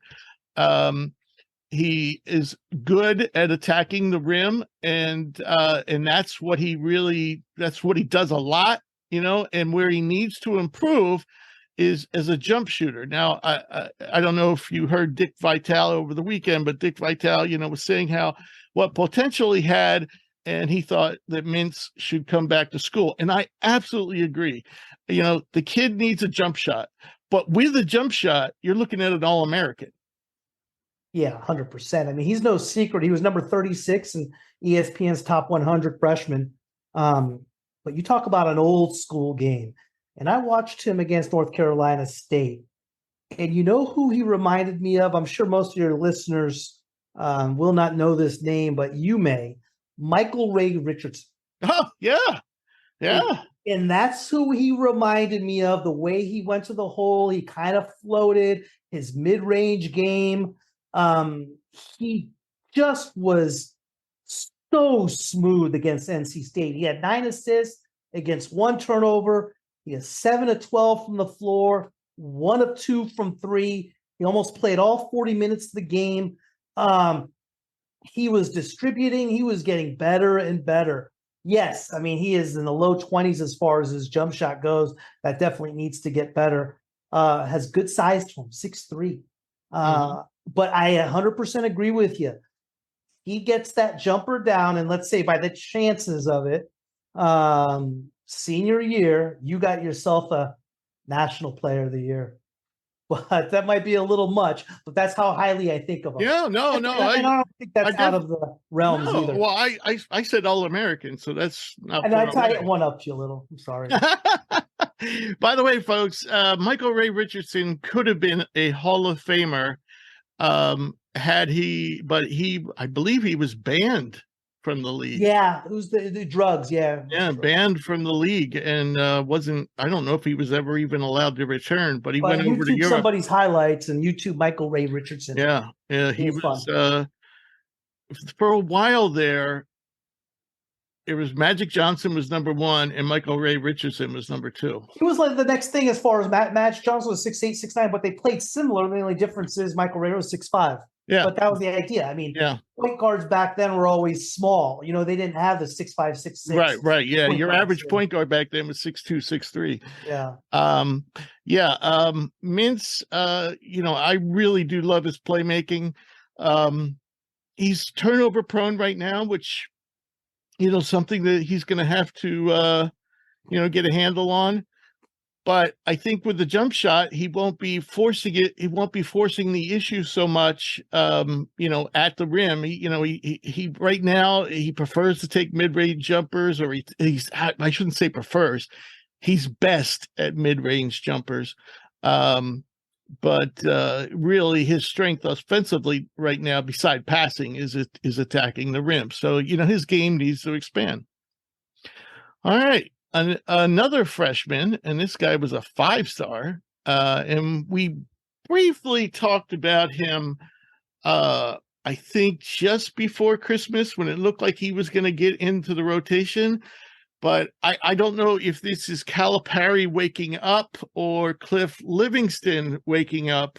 But one way or the other, I think Livingston has finally earned himself regular minutes, and is going to be a starter. He started the last 4 games for Kentucky. And over that span, he's put up 13, 9, 13, and 12. He had his best game was his last game against Kentucky, who we know is stellar defensively. He not only did he score 12 points, but he had 10 rebounds. This guy is a 6'6" wing who doesn't look like a freshman. He has, an NBA-ready body. One of the things coming in was people said he couldn't shoot. And I'm looking at his jumper, recently, and I'm thinking, that jump shot doesn't look bad to me. I mean, his numbers on the year, shooting splits, he's 47 from the floor, 38% from deep, and 81% from the free throw line. Now, his 3-pointers, he's only taking 1.6 threes per game, but he's also only been playing about 20 minutes per game. So I think part of it, with Livingston has been that he's been a little tentative, and I think that's kind of faded away. I think, and it's been perfect for Kentucky, perfect time. And he really, to me, it just takes that team. If he continues to play at this level, he takes them up another notch, kind of closer to what we expected them to be in the beginning of the season. It seems like he's really been playing a lot better since Wheeler hasn't been really seeing. Yeah, that's true. That's true. And I think that's been a big thing. Remember at the beginning, midway of the season, Wheeler was getting a ton of minutes. Livingston was really, really struggling. Shooting 7-15 from 3 in his last 9 games. He's not putting it up a lot. You're right, but it's enough where it's needs to be respected, which opens up him going to the hole. He's explosive. He's athletic. He is strong. I was very critical on Livingston when he was really struggling. And to his credit, he is playing at a whole different level. I mean, come on, against Tennessee, the kid goes for 12 and 10. That 10 rebounds for a wing to rebound on a team like Tennessee is something to be said. Yeah, I like him. I agree with you 100%. He was top 20 and ESPN's top 100 freshman, and he is starting to play like it. Yep. And, like you said, he is explosive. I mean, he will put it down. He was number 12 in the top 100. Right. Yeah. He's definitely, one of the top 20 guys. But he'll throw it down. I love that. I love the fact that he's physical. Here's an interesting stat, though. When he shoots, like we said, he's making like 38, 39% of his threes. But when he shoots jumpers this year, guarded, he's 18th percentile. Unguarded, he's one of the best in the country, 96th percentile. Wow. So he's one of those guys, kind of like Devo Davis of Arkansas. Do not leave him open. Yeah. Because he'll knock it down. Yeah. Yeah. All right. So if you like blue collar players, you're gonna love the next guy, and that's Devin Carter of Providence. And you know who Devin Carter reminds me of? He reminds me of Andre Jackson of Connecticut. And now he's not as big, he's not as athletic, but he does the same kind of things. He's not a big time scorer, but he comes up with the steals. He comes up with the blocks. He makes the passes. He's just a timely player and who hustles. Now, Jackson's athleticism is elite. Carter's is not. So Carter does a little more with hustle, but still they have a similar impact on the game, in my opinion. 100%. I mean, I'd say Carter shoots the ball a lot better than Jackson. Yes. I think no other game epitomizes Devin Carter than this game against Creighton at Providence, double overtime, where the guy was hitting tough shot after tough shot. Now, I haven't watched Carter play a lot this year, and I was rooting for Creighton that game. And his jumper was so ugly looking, where I sat there and I was like, hey, keep letting him shoot. Keep letting him shoot. Keep letting him shoot. And he hit every single big shot. He came up with every loose ball. He was always at the right spot, the right time. I'm not there yet with Devin Carter. Still too ugly for me. But I get where you're going with him. Yeah, I'm definitely not suggesting that Devin Carter come out in this draft. But I do want to point out, that Connecticut game where he had 25 points on 9 of 17 plus 8 rebounds. But that, pretty much, if you look at his he's been steadily producing in double figures, for quite some time now. So offense, though, is just a plus with him. It's everything else. He plays really sticky, pesky defense, always coming up with steals, blocks, and rebounds. And he's only a 6'3" guard. But again, it's very similar to Judah Mintz. He has the potential, and he needs a year or two more to fully achieve that. And then he's going to be draftable. Yeah, no, I agree with you. So our last guy is a Mountain West player, a senior, and that is point guard Isaiah Stevens. Depending on who you ask or where you look, he's 6 foot, 6'1", and he has been pretty much hot all season. It's just he missed about the first month with an injury. Yeah. And of course, he plays at Colorado State, who's not very good this year. Last year, he was overshadowed by David Roddy. But we're talking about a very, very productive player. And I'll just run over his numbers because most people are probably not overly familiar with Isaiah. But this year, he's averaging 19 points per game. His shooting splits are 49 from the field, 41 from deep, 88 from the free throw line. And then you throw in 3.4 rebounds, 6.7 assists, and only 2.1 turnovers. Which is tremendous, for somebody, 2.1 turnovers for somebody who's playing 36 minutes per game. So you see the Mountain West quite a bit. What are your thoughts on Isaiah Stevens? I tell you, I think the Mountain West is probably one of the most underrated conferences in the country. I mean, they are good. This Colorado State team, I believe, was in the tournament last year. Oh, yeah. And when you are talking about guards that coming into this year, Isaiah Stevens was at the top of the list. Of course, he got hurt. I believe he was top 100 as far as players coming in rankings. And he can shoot it. He can score it. from all three levels. Yes. Big Isaiah Stevens fan. Like I said, I think that injury hindered him a little bit and get a little bit of a question of what he can do. And although Colorado State is down, I expected them to be better than what their record is. I want to see something like 4-10 in conference and under 500 in overall. I like Isaiah Stevens. I don't know where he's going to land. I don't think he's going to get drafted. I loved him last year. I was really high on him coming into this year. But I don't know. I just don't know. He has good numbers, averaging about 19 a game, shooting 40% from three, 88% from the line. So he's putting the ball in the hole. They're just not winning games. I like Isaiah Stevens, and think he'll get picked up at some point by somebody. Oh, sure. The thing you'll notice and is, he's not a flashy passer. He doesn't make a lot of one-handed passes or behind the back passes and stuff like that. He's got great ball security, and he makes the safe pass. And he's far more smart and crafty than he is athletic. And I think you throw in the 6'1" or 6 foot, whatever he is, you throw in that with he's not really an explosive athlete. That's where, he comes into question. Everything else is there, but can he play with that size and that athleticism in the NBA? Probably not, Right. But you never know. I was curious how you feel about him compared to me, somebody he's very comparable with is Kendrick Davis.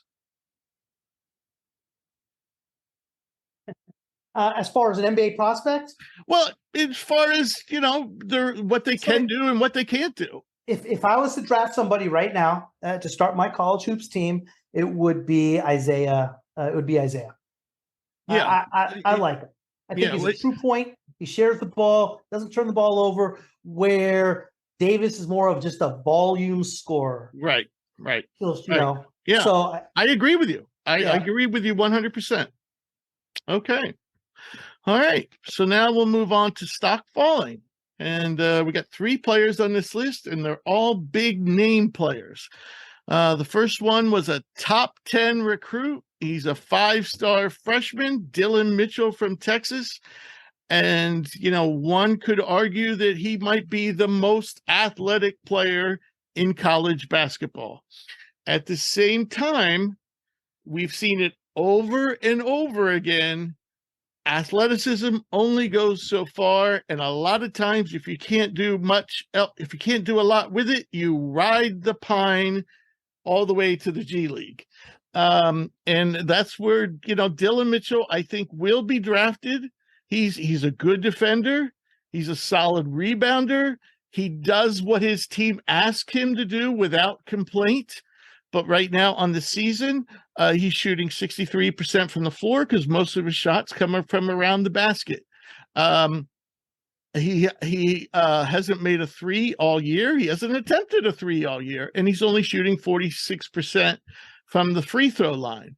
And one thing I've noticed is his minutes are now dwindling at Texas for whatever reason. Texas is a team that struggles to score, and Dylan's not going to help you in that department.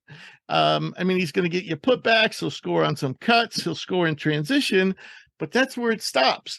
And so to me, who we thought was going to be a lottery pick, now I'm thinking, he'll get drafted in the first round, and he may be deserving, but right now the questions are still out.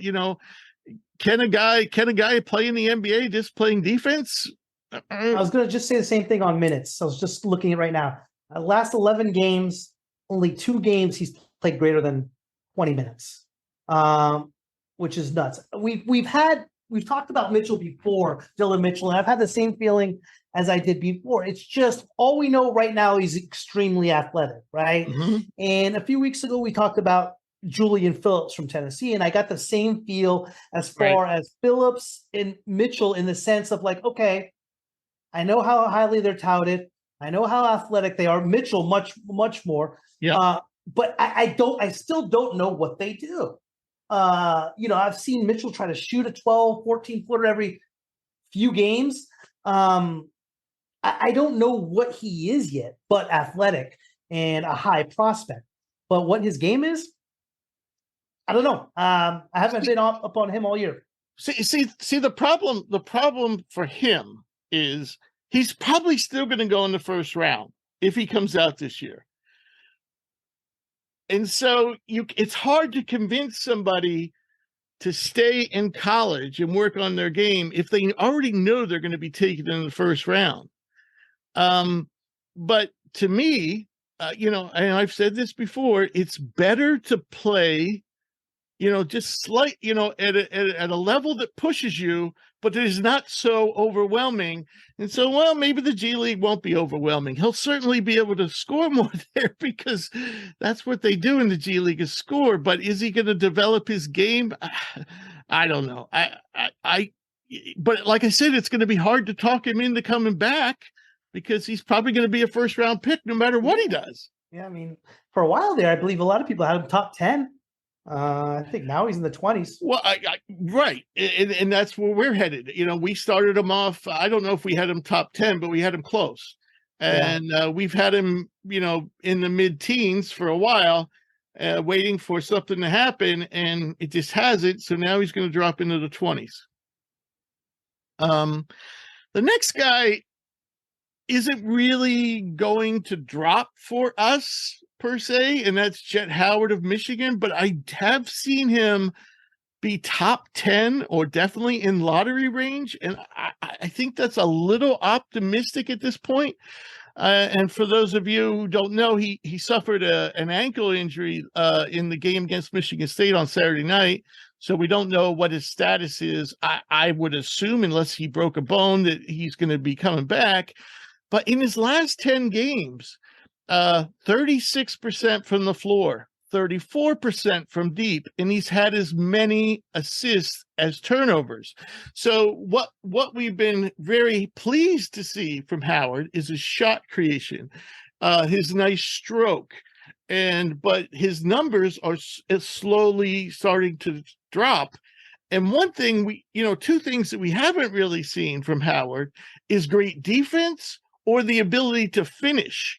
He relies a lot on runners, which we know is not an efficient way to finish. It's a nice thing to have in your bag, but you don't want to rely on it.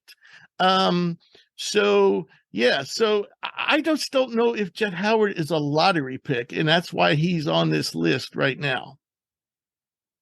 I like Jet Howard. I like him a lot. I like his size.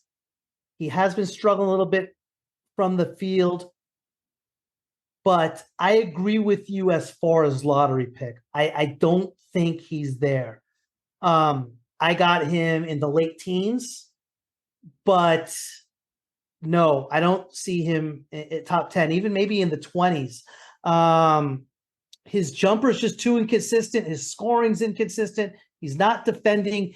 He is streaky.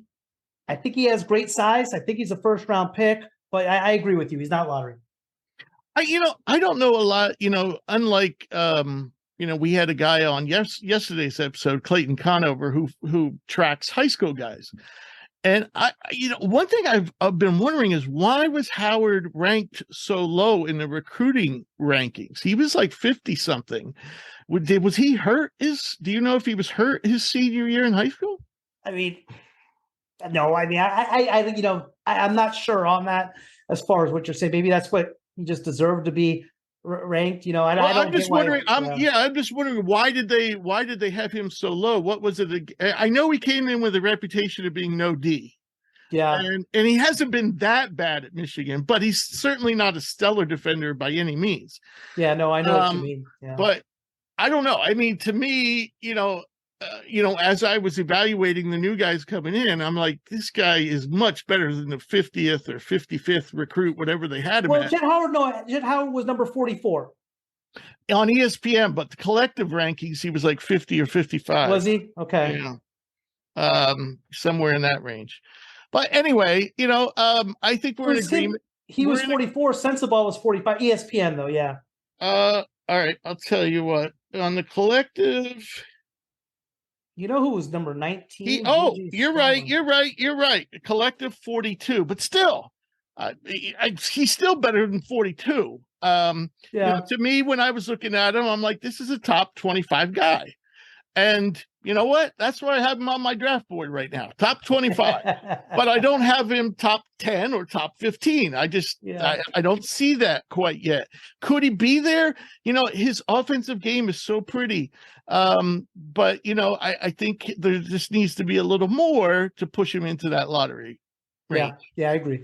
All right. So the final one is going to make Bunni laugh. And then when I brought this guy up on Stock Rising, Bunni said to me, I quote, "Smoke and mirrors, my friend, smoke and mirrors." And, you got me thinking, why doesn't Bunni like Jalen Wilson? And Maverick wasn't too high on him either.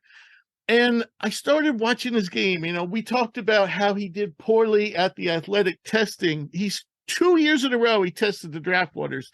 And each year, I know for a fact last year at the G League Elite Camp, he was really played well in the game action. But he tested out poorly and pulled out.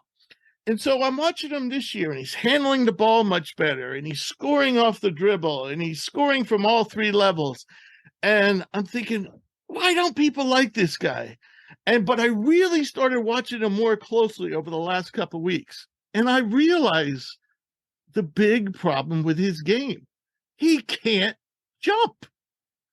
If you look when he's near the rim, he barely gets off the ground. Yeah. So, you remember when you were a kid and you were trying to make a layup and it seemed like you might as well be shooting from 3-point land because it was like so far above your head?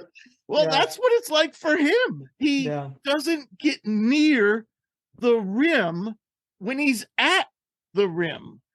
And it shows up in the numbers. He is 27th percentile scoring at the rim this year. He has one dunk on the season. Every player. Is that right? One dunk. Every player on Stock. That I didn't know. Every player on Stock Rising had more dunks, had at least 8 dunks. I was just looking at their dunks as I was, going over their stats. They have at least 8 dunks, and that was Livingston. And the reason Livingston only has 8 is because he's, hasn't played that much. But I think Carter had 15, 20. Walker had, 25. Isaiah Wong had 10 or 15. Mintz had 10 or 15. That's amazing. The only one who didn't have dunks was Isaiah Stevens. And Jalen Wilson only has 1 dunk on the season. All right. So that made me go back and look at the combine numbers. He's 6'6" with a 6'8" wingspan. So basically, they always say he's 6'7" on TV, but actually he's 6'6", and his wingspan's only +2. I'm not going to go into all the testing numbers, but basically, here's the way they break down. He has average speed, above average speed, straight line speed, average quickness, a very poor standing vertical, and a terrible max vertical.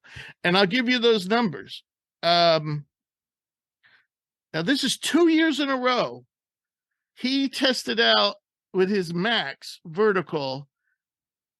2001, his max vertical was 30 inches. That put him, and we've been keeping we've been keeping the database since 2015. So every player that we could get combine numbers on is in this database of ours. That 30 inches puts him at the 6th percentile. And then last year he did 30.5. So he increased by a half inch, which put him at the 7th percentile. He basically has the vertical of somebody like Taco Fall. And I'm just saying that's what I didn't realize it was that bad. He has the vertical of a 260-pound 7-footer. Wow. Yeah, but just watch him when he gets at the rim. He doesn't get near it. And so every shot of his is difficult. Yeah. Yeah. Which explains why he's shooting what he's shooting from the floor. Right. And he's not a great 3-point shooter. He's not a bad 3-point shooter, but he's not a great 3-point shooter. I love Jason Wilson. He plays hard. He can do a little bit of everything. And I wish he had a decent vertical, but I'm really now having serious doubts about his NBA viability. And he's certainly going to be, we had him early second round. Now I'm going to probably drop him down to mid to late second round.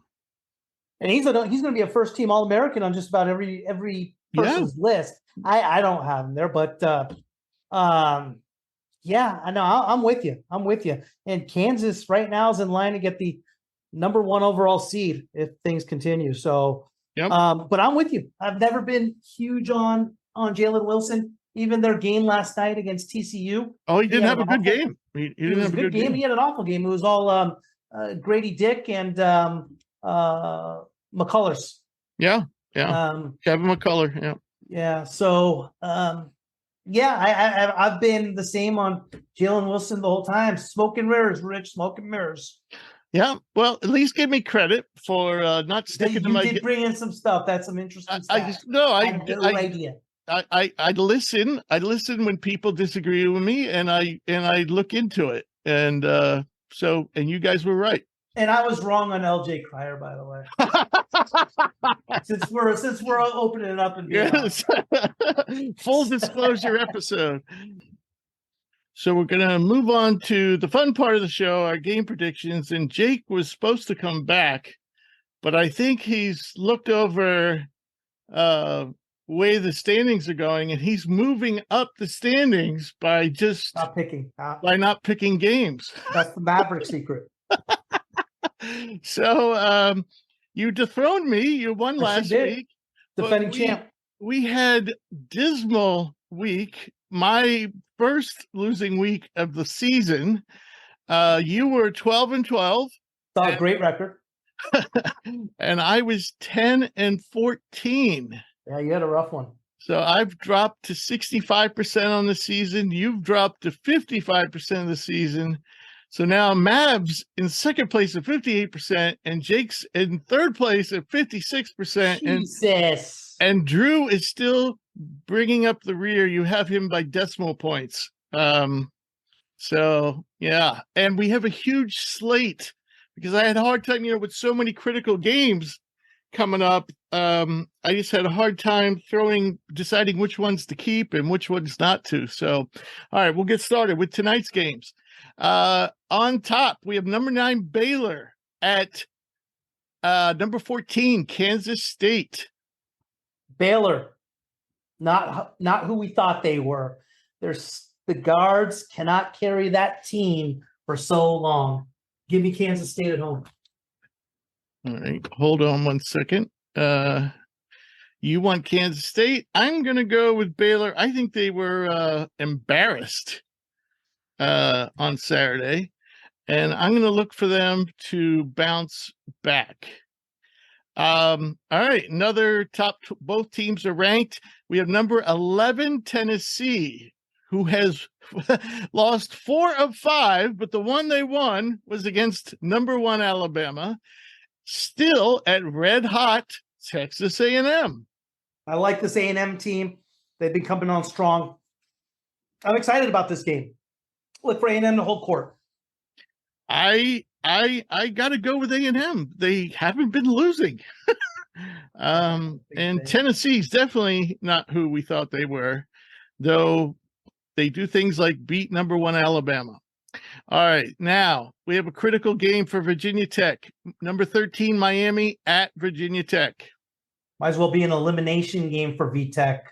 I think they're going to come out big this week, and they're going to take the Canes down at home. Wow, that is a bold one. I'm going to go, as much as I'd like Virginia Tech, I'm going to go with Miami here. Well, I thought for sure you're going to take VTech. VTech's been your team. I'm going to go with them down the road. All right. So we have Mississippi State at Missouri. Mississippi, both bubble teams. Missouri's in better shape right now. Yeah, I still don't get it. some brackets have Mississippi State as last four or in the tournament. I don't get it. I've never been a Mississippi State fan this year. Give me Missouri at home and say bye-bye to Mississippi State's dreams.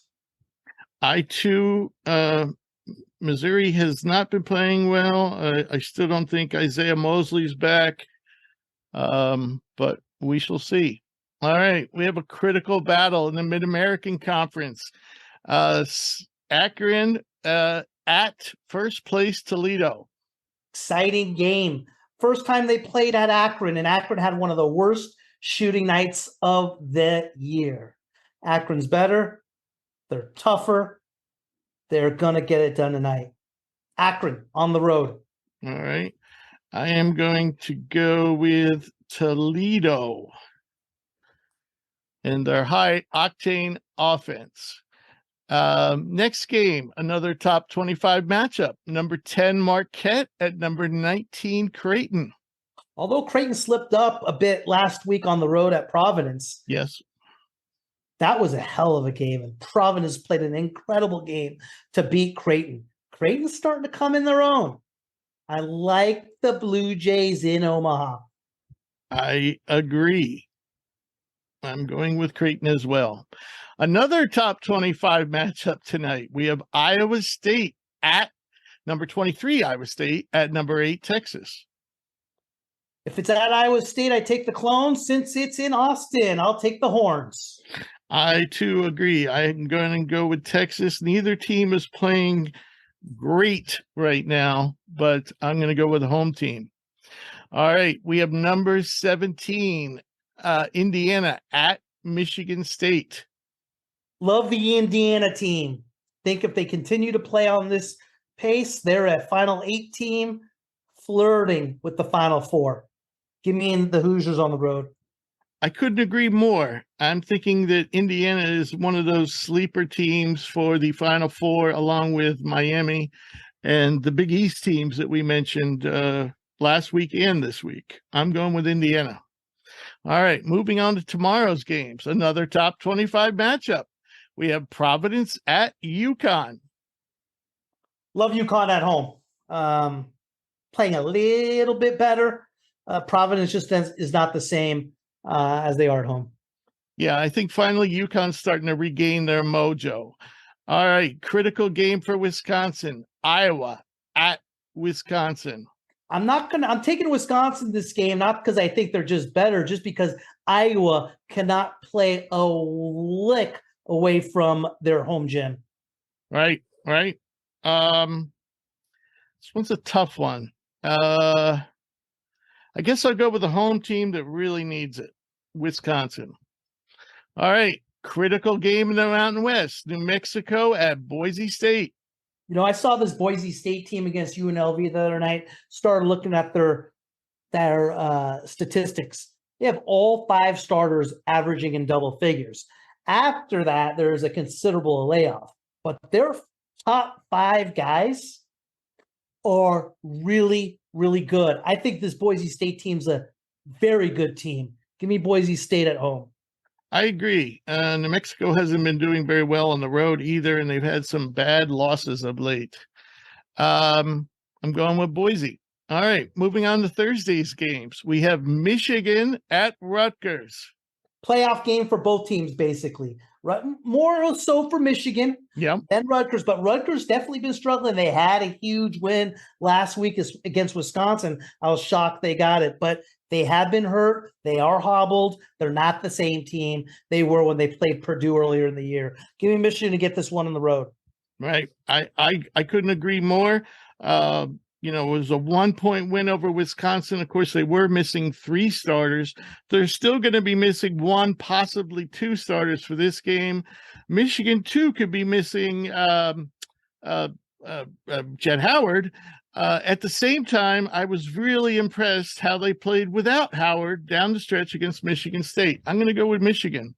All right, we have Northwestern, one of the biggest surprises. And you know what? We were talking about Coach of the Year last week. We didn't mention Chris Collins.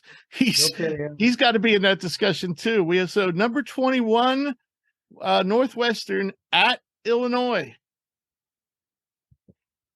You got to really, how Northwestern plays shows you the value and importance of guard play, because they really don't have anything else. They have a big man down low that really works hard, but they're getting wins over some very, very good opponents. But you're playing in Champaign. You're not in Chicago. Give me the Fighting Illini at a whole court. Yeah, I agree. The guards you mentioned, Boo Buie and Chase Audige for Northwestern are great. Audige just moved into our top 100 on our draft board, but Illinois just has so much talent. And I keep on saying they're going to be back in the top 25 soon. Maybe a win here gets it for them. I'm going with Illinois. All right. On Friday, we have number 16, Xavier, who's banged up. Not only are they missing Zach Fremantle, but a couple other guys are questionable at Seton Hall. God. I like this Xavier team, but Seton Hall just has seemed to be getting these wins at home. They did it to UConn earlier this year. They got a decent record in the Big East. Xavier's not Xavier right now. Look for Seton Hall in the upset. All righty. I'm going to go with Xavier, and I just really don't like watching Seton Hall. They are just such Painful. a drudge. They are such a drudgery to watch. It really is. It really is. They can't score with the damn. They can play good defense, but I'm going to go with Xavier, and hopefully that will knock Seton Hall out of the tournament discussion until they find some offensive players. All right, moving on to Saturday's games. Big slate. We have Clemson, who's on the ropes, at NC State. I like this Clemson team. I really do. I'm a little bit disappointed in their stretch lately. NC State's tough. Big guy's starting to play really well. Burns. Give me NC State at home. I want to take Clemson too. Yeah, I hear you, and I agree. But they just, losing to Louisville and Boston College, I know, it's just not looking good. All right, Michigan State at Iowa. Hawkeyes all day at home. Yep, gotta agree there. All right, Arkansas at Alabama. Nick Smith is playing, but he's not really looking like Nick Smith. Yeah, I know. I've seen him a couple times. This has the potential for a real exciting matchup. Maybe, but I'm going to take Bama at home. Yeah, I got to agree. Got to go with Alabama at home. Think that they really demolished. Who'd they demolish it right after losing to Tennessee? Oh my goodness! They demolished. Was it Old Miss? It was Old Miss. Thank you. Yeah, it was horrible. They won by 50. Yeah. All right. Number 8 Texas at number 9 Baylor. Woo. When we talk about how overrated the Big 12 is, first two teams that pop in my head are these two, Texas and Baylor. Although they're very, very good, very, very talented, and they probably deserve to be where they're at as far as seeding goes, I just don't feel like they're that good. These are the teams I look at and say, hey, they could easily get upset first round. But in this particular game, I'm going to go with Baylor at home. I'm going to go with Texas. And I just think that team has more offense than it's shown. And Baylor does not play good defense, at least not to the standards we're used to from Baylor. I'm going to go with Texas on the road. All right, we got number 25, Texas A&M at Mississippi State. I like A&M. I like A&M's team a lot, and I don't like Mississippi State. A&M, very, very athletic, very, very good. Yeah. They're going to go on the road and get this done. So if our predictions go to the way we're saying, Mississippi State is about out of the tournament right here. Yeah, I too am going with A&M. All right, here's a good matchup. Not ranked teams, but close. Auburn at Kentucky. Ever since Pitino sat Wheeler and Calipari. Excuse me. Ever since Calipari sat Wheeler and Frederick, Kentucky looks like a new team. Right. Give me the Wildcats at home. Yeah. Well, he didn't really sit them; they're injured, but yeah, just as well. I agree. I like Kentucky here, and I'll tell you another thing. As much as I like Livingston in the starting lineup, I know this is blasphemy, but I actually think at a minimum, Damian Collins should be getting more playing time instead of Shigwe. Yeah. I just think he adds something, to that team in terms of athleticism. All right. A game we talked about earlier. Number 6, Virginia at North Carolina. They're going to do it to me again, and I'm going to still keep on picking them. Give me North Carolina. I am not going with North Carolina. I am sick of North Carolina. Virginia might be the thing that just boots them out of the tournament. Yeah. All right. A rematch of this big clash, probably the two best teams in the Big Ten. Number 17, Indiana at number 5, Purdue on Saturday night. This will be a hell of a game. Give me Indiana to get the upset on the road. Wow. I am going to go for Purdue to get their revenge. So I'm going to take Purdue here. All right. Virginia Tech at Duke. VTech. This is where I agree. I'm going with VTech Wow. here. Yeah, I'm going to go with the upset here. And I think this could be, if they can win their other 2 games, which are relatively easy, might be enough to get them in. All right. And another big rematch. We have number 15, St. Mary's, who edged Gonzaga earlier in the season in overtime at number 12, Gonzaga. You see what Gonzaga did to Loyola? Who played them? Yeah, Loyola Marymount. They crushed Loyola Marymount after the loss. Pepperdine gave them a hard time. Yep. They're going to be up for this game, real up. We're going to see Gonzaga start to get into a groove. Give me Gonzaga on home. I say Gonzaga wins this game big. Yeah. Big. Give the points. St. Mary's has just been edging by, winning games like 2, 3, 4 points. All right. Number 22, San Diego State at New Mexico. Aztecs, get it done in the pit. Yep, I agree. I am going with San Diego, and this will probably be the final nail in New Mexico's coffin. Correct. All righty. So we move on to Sunday's games. We have Northwestern at Maryland, who's still undefeated at home. By the way, Duke is also undefeated at home this year. Maryland, tough team. Hold serve here at home against Northwestern. I agree. So we're predicting Northwestern to go on a little slide. Yeah. I'm going with Maryland. Wisconsin at Michigan. Wolverines. Me too. I agree. Again, I like Michigan to go on a little run here and get into the tournament. All right. This is for first place in the Missouri Valley. Drake at Bradley. This Bradley team's a tough team. I got a chance to see him a couple times. I like Bradley. It's a great conference, better than people think. Give me Bradley at home. Yep. The Valley, you always used to produce some great tourney teams. I, too, am going to go with Bradley at home. And one of these 2 teams is probably going to be in the NCAA tournament. All right. Next, we have Rutgers at Penn State. Penn State's been up and down. Very much so. Pickett's starting to play, though. When they're winning, he's having huge games. Oh, boy. He had a huge one against Illinois.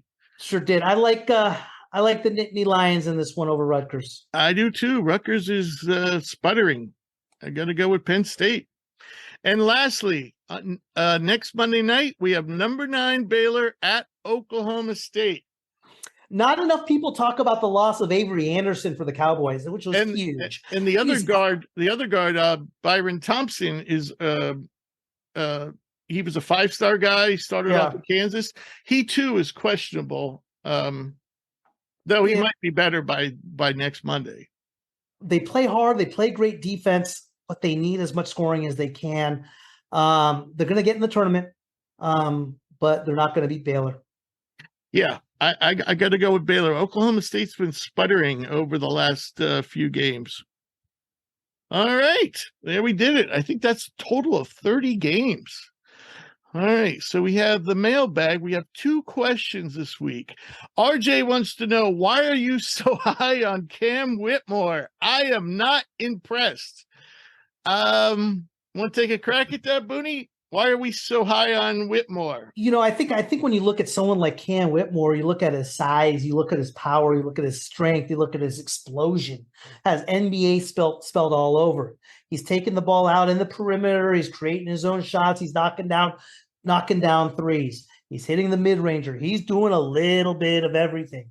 Got to remember also, he sat out a good portion of the beginning of the season. Right. And he has come on strong. He is a locomotive that can play on every part of the court. Love Cam Whitmore. Think he's going to be big time. And the reason I'm so darn high on him is that darn strength and how he scores. Yeah, I'm assuming that this is coming after, he had that really bad game at Providence where he only had 7 points. Actually, yeah. Providence, he had 7 points, 1 rebound. Butler, 9 points, 7 rebounds. I personally think that the reason why you watch a Villanova game and sometimes Whitmore will look fantastic, and then another game he'll look like, where the hell is Cam Whitmore? It has to do with Kyle Neptune not having a grasp of how to use what he has. He keeps on, this Villanova tradition of that the veterans have to lead the way. The veterans have to have the ball in their hands. Villanova has never been a team where the freshman takes over, and he's reluctant to let him do that. They don't really run plays for Cam Whitmore. They don't. He can go like, 10 minutes in a basketball time without touching the ball, because Justin Moore is dominating the ball. Caleb Daniels is dominating the ball. And when they don't have the ball, they're dumping it into Eric Dixon. Neptune refuses to make Whitmore a focal point of this offense, and many times he's reduced to being a spot-up shooter. And so I think Cam Whitmore is just, and also they're a slow-paced team, and I think Whitmore, if he was on a more wide-open team, you'd see a lot more out of him in transition. Yeah. I just think it's the way he's used. And so, yeah, I think that's why RJ is not impressed. All right. Chris says, you knocked Pete Nance last week, but ESPN still has them in their top 100. What do they know that you don't? That's an unusual question, by the way. When someone says, what do they know that you don't? Well, if I knew, then I would know. So the reason down on Nance is he just hasn't done anything this year. Well, I think he's more saying, why does ESPN like him? Well, when you look at him, you see potential. Well, he shot the ball well last year. He has athleticism. You can actually look at Nance and say, okay, can this guy be similar to a Scottie Pippen in, let's say, 6 years? He has that same type of game. Now, I'm not going to say he is, but the reason he's in the top 100 is you can see that potential. Long, athletic, can shoot the ball a little bit from the perimeter. He's shown signs of that. Good passer. Correct. Good defense. He certainly he there's no way he's athletic as Pippen. He plays more like a big. Well, no, he plays a little bit from the perimeter as well. He's not a back to the bucket guy at all. No. He's a stretch 4 or 5. And yeah, you're right. There's no way he's as athletic as Pippen, but I think you can see some sort of image as far as a poor man's type Pippen. Someone could do the same kind of things that he did in a certain aspect. I'm not a Pete Nance guy, but to answer the question is, why do I think people have him in the top 100 and what they know? that we don't. I think that might be the only thinking on the positive as part of Pete Nance. I would think the high end for Pete Nance would be more like a Kelly Olynyk. Okay. That kind of a stretch 4 or 5.